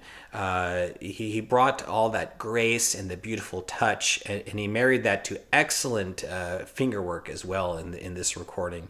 Just a beautiful version of the ballades. And then finally, I want to mention another pianist who was really identified with romantic repertoire and particularly Chopin, and that's Alfred Cortot. These recordings come from 1929. Cortot was very much the consummate romantic spirit. He famously could sometimes be a little bit sloppy, but he that might have been due a lot to just that when he was recorded, a little bit later in life. But in this recording, he's incredibly virtuosic and dramatic, and he also has that ease of spontaneity and freedom. Chopin really fit him like a glove, and in these pieces he just brings out this character that you're not going to want to miss. The sound fairly dim, a little bit noisy with the hiss, but it's the interpretations that you're going to want to hear. So now let's move alphabetically to the next set of works, the etudes. Now etudes are studies, and they're often technically difficult, and certainly that's the case with Chopin. It's some of his most virtuosic works, some of the most virtuosic works that exist. There are two sets of 12, the Opus 10 and the Opus 25. Probably the most famous one is the last one in the Opus 10, the Revolutionary Etude. I'm not even going to try to sing it for you. It goes so fast, but it's, well, the main tune actually, you can, after you have the flurry of arpeggio, it's da-dun, da-dum, ba-bum, ba-bum, bum, ba-dum, ba-dum, and then it's just going crazy. It's really wonderful dramatic work, as is the last piece in the Opus 25 set as well. That one is also really going up and down and very, very exciting. But both sets also have their softer pieces as well. Like, for example, number 3, Tristesse, in the Opus 10 set is this beautiful mellow piece. So there are shifting moods in these two sets of etudes. And my top choice for this is this very famous version from 1972 with Maurizio Pollini, who was one of those pianists who, like I was talking about with his Beethoven late sonatas, just incredibly skilled, just immaculate. He had incredible clarity, incredible dexterity, incredible finger work. He could just about play anything. And he also played it with very strong tone, but then he also had the sensibility in the softer sections, all the nuance and the beauty. He was really just born to play these works. We're so lucky to have this recording. It's a very dramatic, just a wonderful set. There are a couple of others I do want to mention, though, from the back in the mono age. One is from Alfred Cortot. This is from 1929, I believe. Oh no, actually the early 30s. And Cortot brought that imagination, that creativity, and he is very dramatic too. He just throws himself into these pieces. So this is one that you're also not going to want to miss, as is this one from 1928, Wilhelm Bachhaus. Bachhaus is very fiery and dramatic, just incredible fingerwork, virtuosity. It's just really off the charts.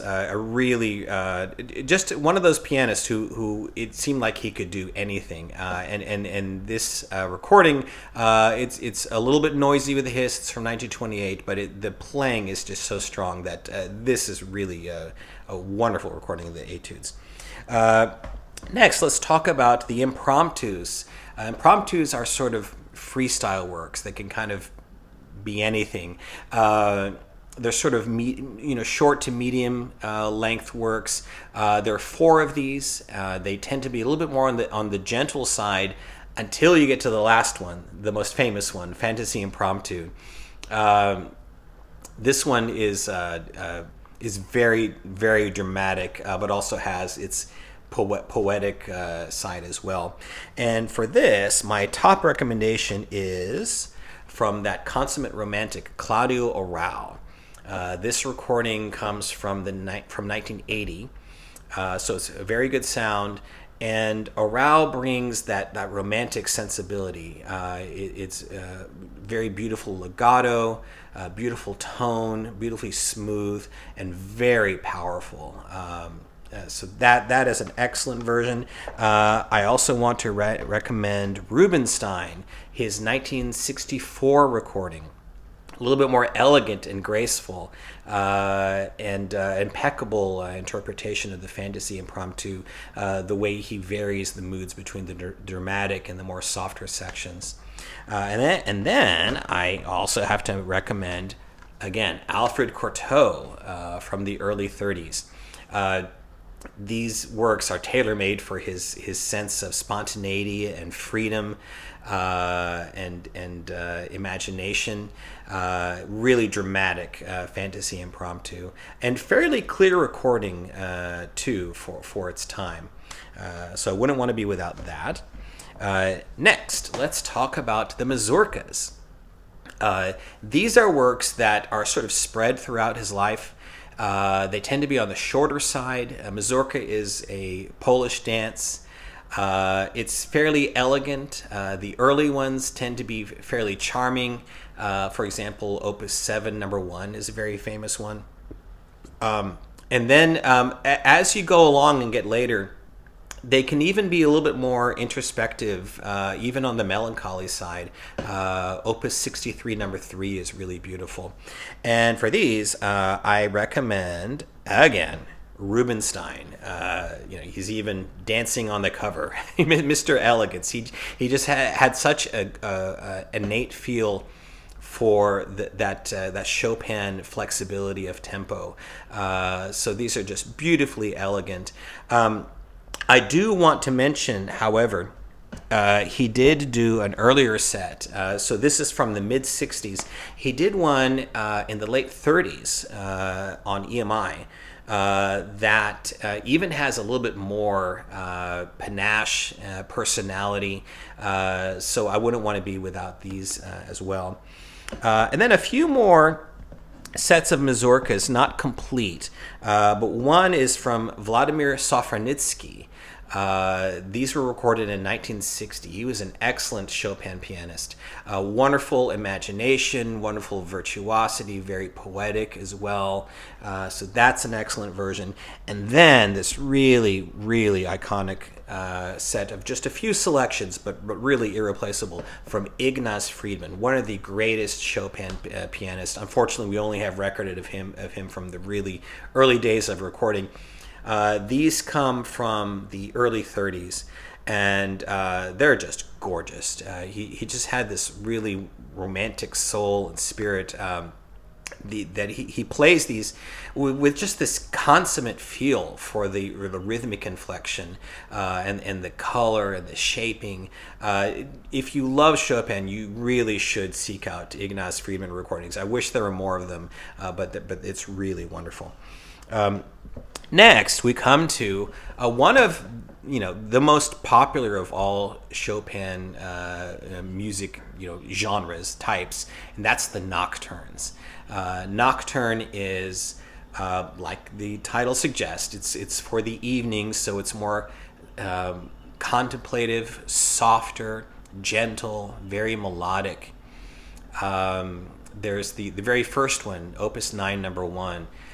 Dee da dee da dee da din dun dun dun dee da dee da din dun. Really beautiful. The very next one, Opus 9, number 2.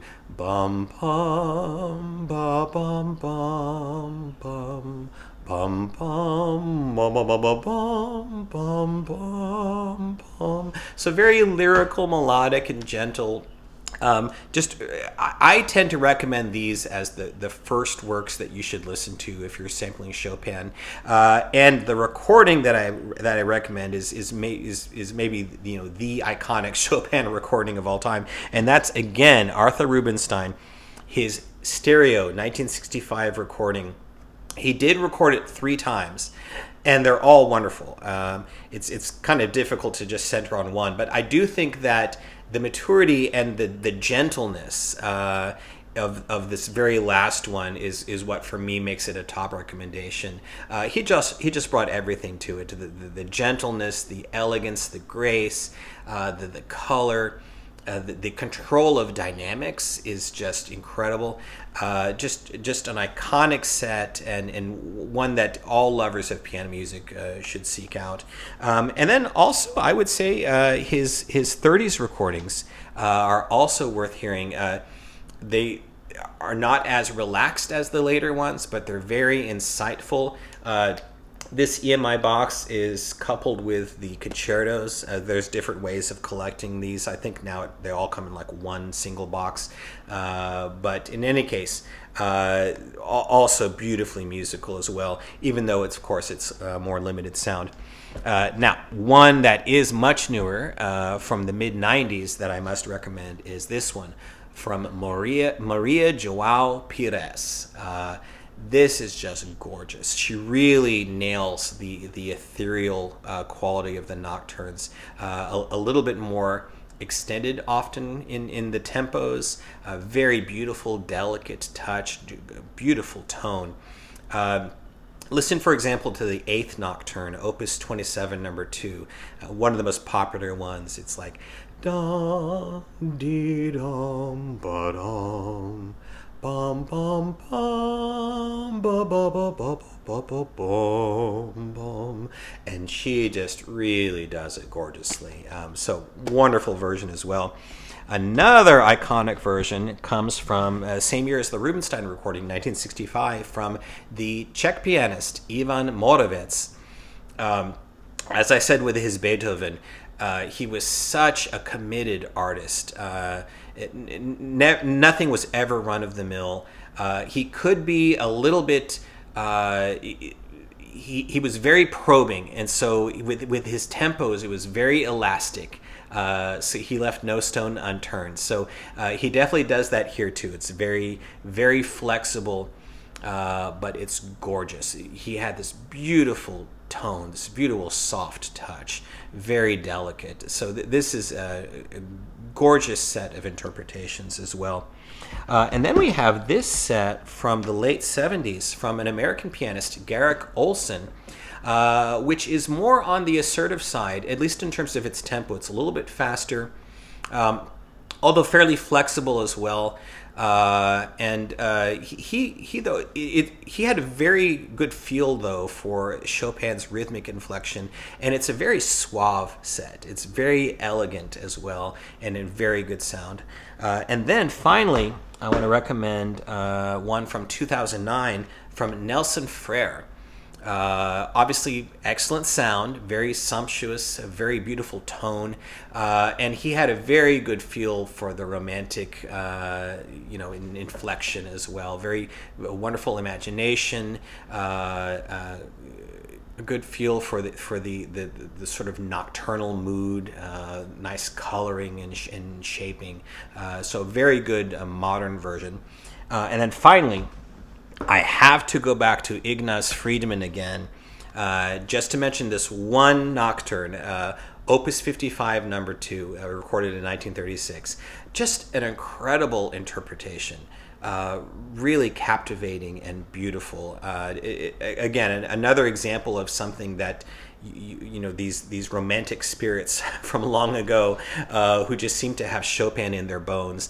This is a really iconic example of that. One that if you can't get the disc, at least find it on YouTube somewhere. It's really wonderful Chopin playing, despite the limited sound. All right, next we come to the Polonaises. The Polonaises are also dance works, but they're a little bit longer compared to, like, say, the mazurkas, and they have a typical kind of quick repeating rhythm to them. The two most famous are the third one, Opus 40, number 1, which is the military, which goes bum ba bum ba ba ba ba ba bum ba bum ba rum bum bum ba bum ba ba ba ba ba bum ba bum, and then number 6, which is kind of similar. It's like bum ba bum ba ba bum ba bum ba ba ba ba ba ba ba ba ba ba bum bum bum bum bum bum bum bum. So you get that feel. It's kind of they're kind of more patriotic. And very exciting. And for these, I recommend, as my first choice, once again, Arthur Rubinstein. But this time, slightly younger Rubinstein. These come from 1950 and 51, when you find him in slightly more virtuosic form, very assertive, as well as wonderfully musical and excellent judgment with regard to Chopin. I will say, however, that once again, I do have to go to the earlier versions. These come from 1934. Here, he's even in more virtuosic form. These are almost volcanic in their power. So I would say listen to both of these. For the sound quality, certainly I would favor the 1950 version. You do also get, with Rubinstein, the Andante Spianato e Grand Polonaise, which is a work that is both very graceful and also very powerful and exciting. And then before I leave the Polonaises, I want to mention a newer recording from 2013. This is from a Polish pianist named Rafał Blechacz, I hope I'm pronouncing that correctly, who has a wonderful feel for Chopin, in addition to having a very good virtuosity and beautiful tone, sumptuously recorded. So if you do want a newer sounding version, you can't go wrong with this. And next we come to the Preludes. Now this is really one of Chopin's greatest works. For one thing, there's a variety of moods. It's a lot of them are very difficult. It really gives the performer a lot of expressive leeway between the dramatic and the soft. Two of the most famous ones are number 4. Bum, ba, bum, bum, bum. It's really sad. I have this image of Snoopy crying as Schroeder plays it on the piano. I may be thinking of something else, but I think that was maybe the first time I was introduced to that one. And then the Raindrop Prelude, number 15. That's one of the most beautiful single works that Chopin ever wrote. It goes... Beam ba bum bum bum bum bum ba bum bum bum bum bum ba-da-da-da-da-da-dee-ba-dum. Incidentally, I wish I could play these on the piano. One thing is I'm really not in practice, and second of all, my piano needs tuning. But anyways, I'm trying to sing them so you get an idea of what they sound like. But anyway, so these preludes, there's 24 of them. Like a lot of these composers, Chopin was a fan of Bach's well-tempered Clavier. He knew them by heart. Just like Bach, he did all the preludes in a different key. He actually finished the preludes while he was in the island of Majorca, along with George Sand. He was trying to get away from the Paris weather. But it's also, as a contiguous set, it's one of his more ambitious works. A lot of his other, like for example the Nocturnes, those are split up in different opus numbers, the mazurkas certainly, but this set of preludes is actually a long set of pieces that are all stitched together. So really one of, I'd say next to the Nocturnes, if I was introducing someone to Chopin, I would then turn them to the preludes. And my top choice for the preludes is this recording, coupled with the impromptus by Claudio Arrau. This comes from 1973, very good Philips sound.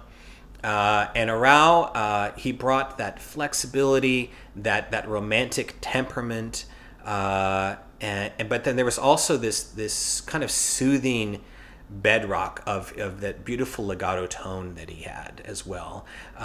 So it combines the elements of beauty, of powerful sound, a delicate touch as well. And Arrau was always a thinking musician with a probing mind, and for the preludes, which are so dynamic and have such a variety of moods, it's really a great way to get to know them. I also want to recommend this recording from Ivan Morovitz. Again, one of those probing artists who could display a variety of moods. And this is such an impassioned performance, very committed, from the most powerful moments to the most delicate, a really ingenious conception artistically. He did do it about a decade earlier, and that was recorded in VAI, which is also very good, a little bit clearer sound. But I think this is slightly the more impassioned, committed performance. He even does a little bit of the Glenn Gould thing. There's a little bit of noise, a little bit of humming, a little bit lighter than Gould does. But that goes to show what an artist he was. It's just a really wonderful set. As is this set from the French pianist Jean-Marie Daré. This comes from 1965. And it's both very powerful as well as poetically delicate. Everything is very felt. You can tell that this is a piece that really meant a lot to her, this set of works. And it's really a powerful interpretation as well. As is this famous one from the 70s with Martha Argerich. This is one of those iconic versions. She had the incredible virtuosity, the wonderful tone that's very well recorded. It's a little bit more on the assertive side, I would say. She doesn't linger as much as, say, someone like Arrau would. Very strong, very powerful. And then we have this newer one, again from the younger Polish pianist Rafał Blechatz. This is from 2007.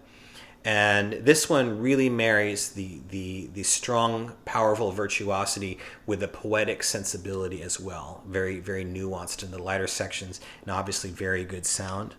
And then we have, coupled with the Nocturnes that I mentioned earlier, from the American pianist Garrick Olson, this set from 1974. Olson, a little bit more straightforward, very clear. You hear everything very clearly, so a lot of the dissonances come across very clearly in this recording. But again, he also had a really instinctive feel for Chopin's rhythmic inflection, so very good variety between the loud and the soft, the fast and the slow, a really good version as well. And then want to recommend live version from Jorge Bolet. This was recorded live in Carnegie Hall on February 25th, 1974. I remember that because I was exactly 1 day old. I remember wanting my parents to take me to the concert, but oh well. Anyways, this is a really wonderful version. It's recorded live, so it's a little bit distant, the sound, maybe just a little bit of audience noise, but not too bad. But it's one of those occasions, those live performances where the performer is just really committed and sort of in the zone, I like to say, and it's a really, really concentrated performance. He really gives it his all in terms of the varying moods and passions throughout the preludes. Strong tone and delicacy and just wonderful artistry. This is really a great version.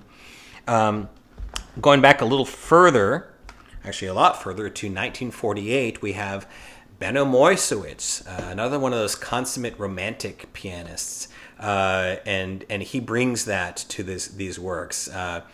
Powerful tone, wonderful imagination, a sense of spontaneity, and a really easy virtuosity to where you don't even think about it. Unfortunately, the sound is a little bit dim. It's a little bit clangy, a little bit noisy, but it's a really unmissable interpretation. However, I have to go back to Alfred Cortot, to what for me is maybe the iconic set of the preludes. This is from 1933. Fairly good sound, actually, fairly clear. I mean, it's not the beauty of the recent performances, but it's clear enough to where once you get past that, you just get captivated by the playing. And again, this is a set of works that was tailor-made for Cortot. His imagination, his freedom, his flexibility, his creativity, his dramatic playing. The Rain Dot Prelude is just gorgeous. Listen to that middle section. It's so dramatic and powerful. Really a great iconic version. Okay, so that's the preludes. Now we have the 4 scherzi. Now the scherzi, these pieces, these are sort of more dramatic, flamboyant. They're kind of like the etudes in terms of you have to have a lot of really good virtuosic ability. But they're a little bit longer. So there's 4 of them, and like the ballades, they're a little under 10 minutes a piece. Number 2 is really fantastic. It's real dramatic. It's like bum bum bum bum bum bum. It kind of comes out of nowhere. So really wonderful pieces. And for this one, I go back to the recording of Rubinstein, coupled with the 4 ballades from RCA. Very good sound quality, and Rubinstein brings the virtuosity and the drama. We think of him as more, you think of like say the nocturnes, the gentleness, but he really had the virtuosic chops as well, and he brings that here. Really strong performances. I, again, want to mention his earlier recordings. These come from 1932, and as you would expect, there's even more of that sort of volcanic quality to his playing. I would say, though, that the later recordings, there's a maturity to them to where it doesn't really yield much in terms of the power and virtuosity. So I still would consider this a supplement, but you're going to want it anyways because you've got the Polonaises, the Mazurkas, and it's Rubinstein, it's Chopin. You're always going to want that combination. Okay, so now we come to his piano sonatas. He wrote 3 of them, and I'm only going to discuss the 2 that are the most popular and really 2 of the greatest of the entire genre, numbers 2 and 3. Number 2 starts out very frantically, and then you have the famous 3rd movement, the Funeral March. Dun dun da dun ding da dun da dun da dun, which is very obviously dramatic and fodder for pianists to kind of show their stuff in terms of their both their power and their flair for the dramatic. And then you have this interesting finale which is this kooky little finale that lasts barely a minute. And then Sonata number 3 is a wonderful sonata. It has this fantasia-like opening movement, and then like number 2, you have the shorter scherzo, a beautiful third movement, slow movement, and then especially the last movement is just wonderfully crafted. It's like boom, boom, boom, boom, boom, boom, boom, boom, boom, boom, boom, and then it's like shifting tonality. It's really an exciting, wonderful movement. For the sonatas, my first recommendation is, drum roll, Arthur Rubinstein.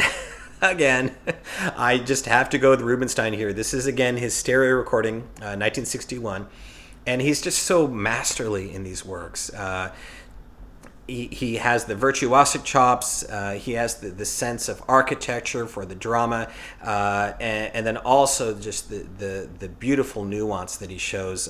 For example, there's this beautiful theme that shows up in the middle of the funeral march movement that he just does so beautifully and poignantly. The third sonata also, he does a wonderful job with the slow movement in that one. So that's my top choice, but these are really incredible works, and there are a lot of other versions you're going to want. But first, I want to mention that coupled with these two sonatas, you also have in this disc 3 kind of shorter works that are sort of free agents. They show up in various recitals in different places, but here you have them all 3 collected together. So they are the Barcarolle, which is this beautifully elegant piece. The Barcarolle is the songs of the Venetian gondoliers, so it's very elegant. And then you also have the Berceuse, which is also like it's actually a lullaby. It's got this lilting bass line and these cute little variations above that.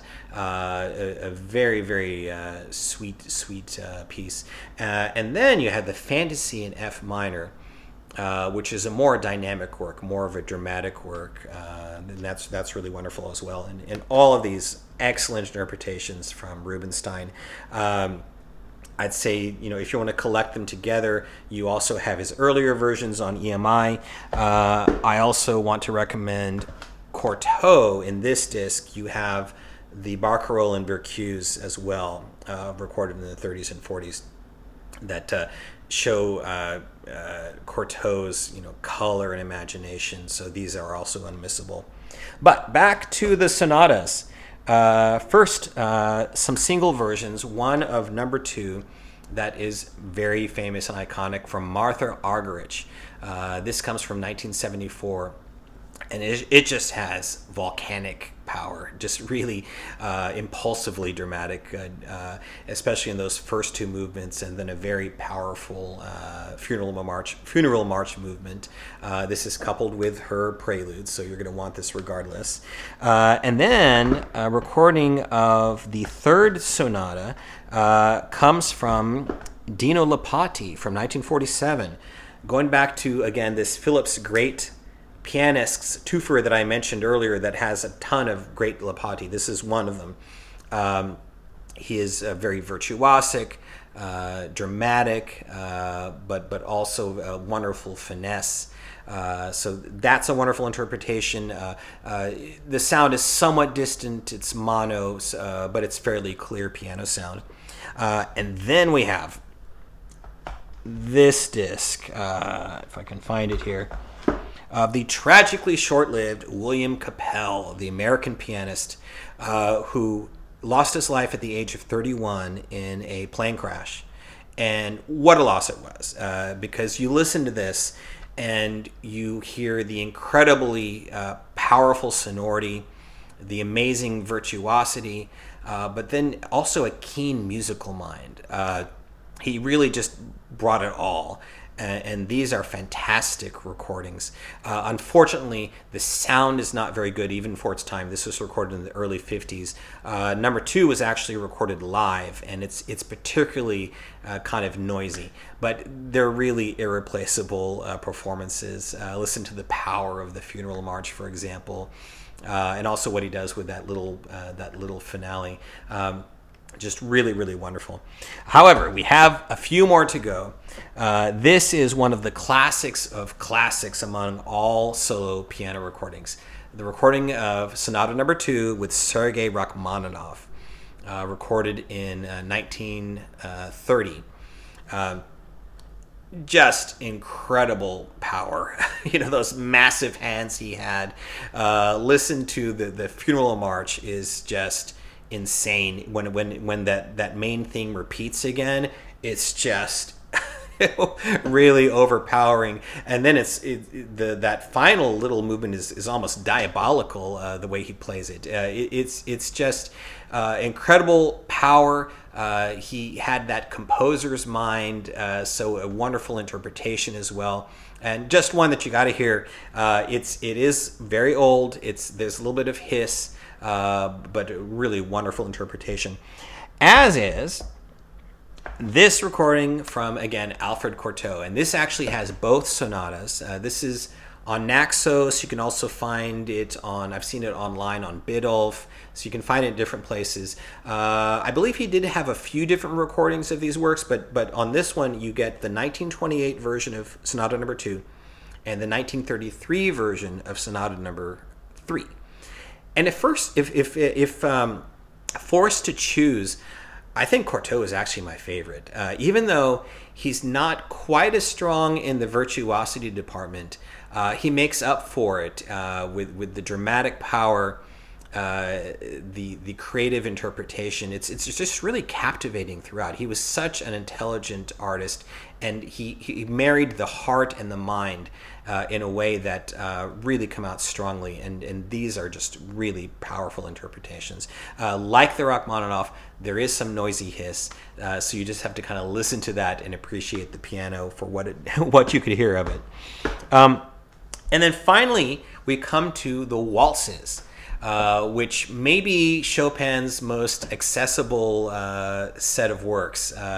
They're just the epitome of charm. A lot of them are just so instantly recognizable. Like there's the Opus 18.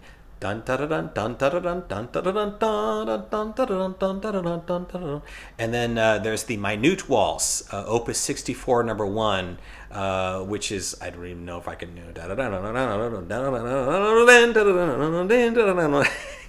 I always thought it was the Minute Waltz because it goes by so quickly, but it's actually the Minute Waltz. If it was the Minute Waltz, you'd have to play it really, really, really quick. But anyway, so that one's great. And then actually its neighbor, Opus 64, number 2, is very famous as well. Bum, bum, bum, bum, bum, bum, bum, bum, bum. So really, really wonderfully melodic works. And for this one, I have to recommend one of the most iconic of all Chopin recordings, the one from 1950 with Dinu Lipatti, another one of those tragically short-lived pianists. But this is just really, really wonderful. He's got this sense of spontaneity, married to this effortless virtuosity, very clear fingerwork, and yet he makes it sound so graceful. It's such a feeling of ease and comfort that's really, really unique and really well suited to these works. The sound is, it's mono. It's not the most full, beautiful sound that you could ask for, but it's fairly clear and just a really iconic recording. If you do want to hear it in better sound, we do have this recording from Arthur Rubinstein. Again, Mr. Elegance. If you have a Chopin dance work, who could it call? Arthur Rubinstein. He brings his elegance, his wonderful feeling for the rhythmic inflection, just beautiful renditions, very well recorded in 1964. And then finally, before we leave Chopin, I want to mention a collection from one of my favorite pianists, one of the greatest pianists of the 20th century, Solomon. These come from the 30s and 40s, and they were issued on Testament. And the sound is actually not that bad. You hear not just the clarity of the piano, but you hear the colors and the tones, which with Solomon, you definitely want to hear that. For example, there's the Nocturne, Opus 27, number 2, which he just does gorgeously. It's just so caressing. And you really don't think about the sound quality after a while. Same with the lovely lullaby, the Bacchus. But he also had the power as well. He has a wonderful Ballade number 4 in this collection. A bunch of the etudes. So if you're thinking about sampling one of these age-old collections of different Chopin works, along with, of course, let's not forget Ignaz Friedman. I also recommend this collection from Solomon.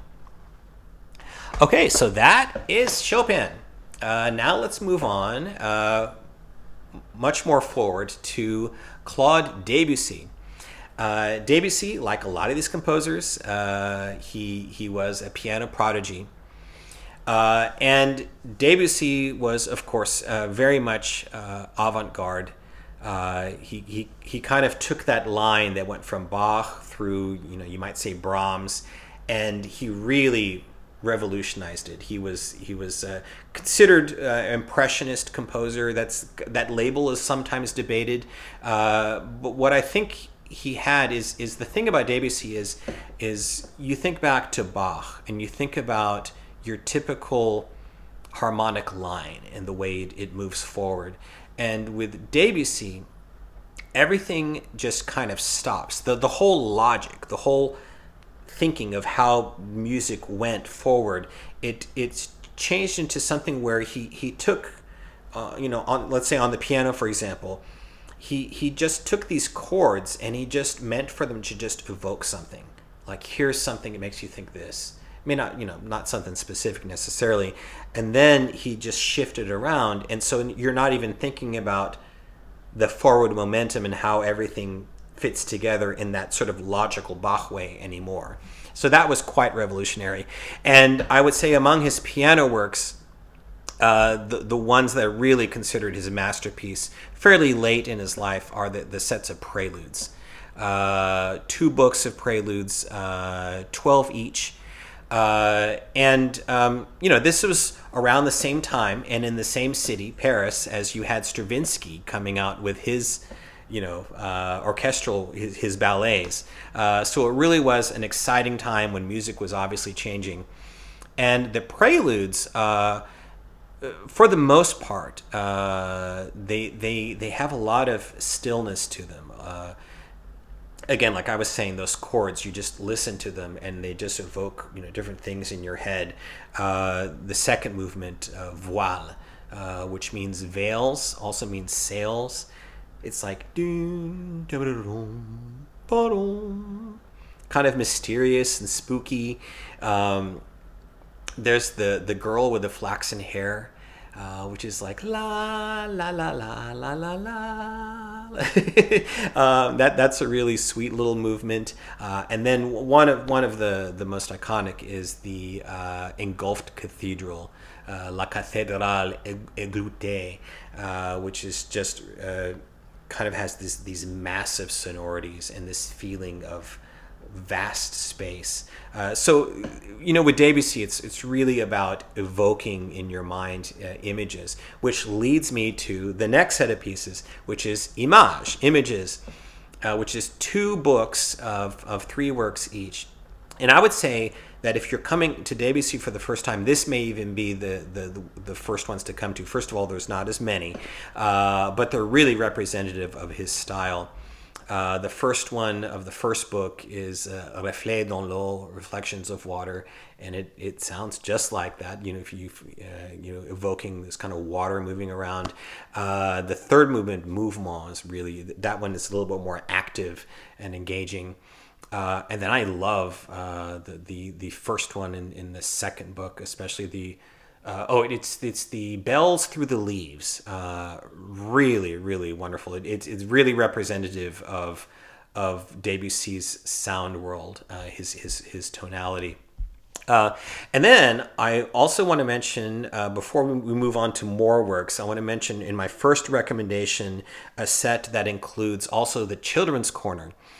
This is quite different. It's a set of 6 works. He wrote it for his only child, and these are there's a mixture of it's a little bit more mercurial, even kind of comical and whimsical. Very interesting little works. And for all 3 of these, the Preludes, Image, and Children's Corner, I recommend this set with Arturo Benedetti Michelangeli, recorded in 1971 for the Image and Children's Corner, and then 1978 was the first book of Preludes, and then 1988 he followed with the second book of Preludes. Michelangeli had a wonderful feel for Ravel and Debussy, this sort of detached coolness. Of course, he had that iconic Ravel piano concerto recording that I mentioned in my concerto video. Debussy, he brings that feeling of that stillness. He allows the chords to settle. Very intellectual pianist. He really makes a lot of allowing the sound to just emanate, and then making the most of the spaces in between the notes. Wonderful clarity, but very cultivated sound, very nice sound. So a really wonderful way to get to know the works. Very intelligent artistically. For the Preludes, I do want to mention a couple of other recordings. This one comes from unfortunately, a short-lived pianist, a relatively short-lived pianist named Paul Jacobs. He was a pianist who particularly centered on 20th century repertoire. This comes from 1977. And it's a really beautifully sensitive recording. Maybe a good compliment to the sort of more detached Michelangeli. This really has more of the beauty of the sound, a lot of warmth, very sumptuously recorded. So it really helps to accentuate that sort of the mystical aspect of the Preludes. As does this recording from 1991 with Christian Zimmermann. This one is also very warm in both the tone and the recording quality, really beautiful. A little bit more romantic in the way it's phrased. It's a fairly dynamic interpretation. Again, a little bit more of a contrast to the sort of the detached Michelangeli approach, but really gorgeous and sumptuously recorded. Now, discussing a few more Debussy works, of course, we have to mention the Suite Bergamasque, most famous for its third movement, Clair de Lune. Maybe the most famous and popular short piano work ever recorded. Bum, bum, bum, ba, ba, bum, ba, ba, ba, bum, bum, ba, ba, bum. And ironically enough, it's not really that representative of the work as a whole. It sort of functions like the Adagio in a work that in the other movements is actually fairly animated and active. And then you have a couple more suites I want to mention. One is Pour le Piano, which is fairly virtuosic and active. And then Estampe, which is very impressionistic and evocative. It has this Eastern influence to it, so it has a lot of really cool harmonies. And for these 3 works, I want to recommend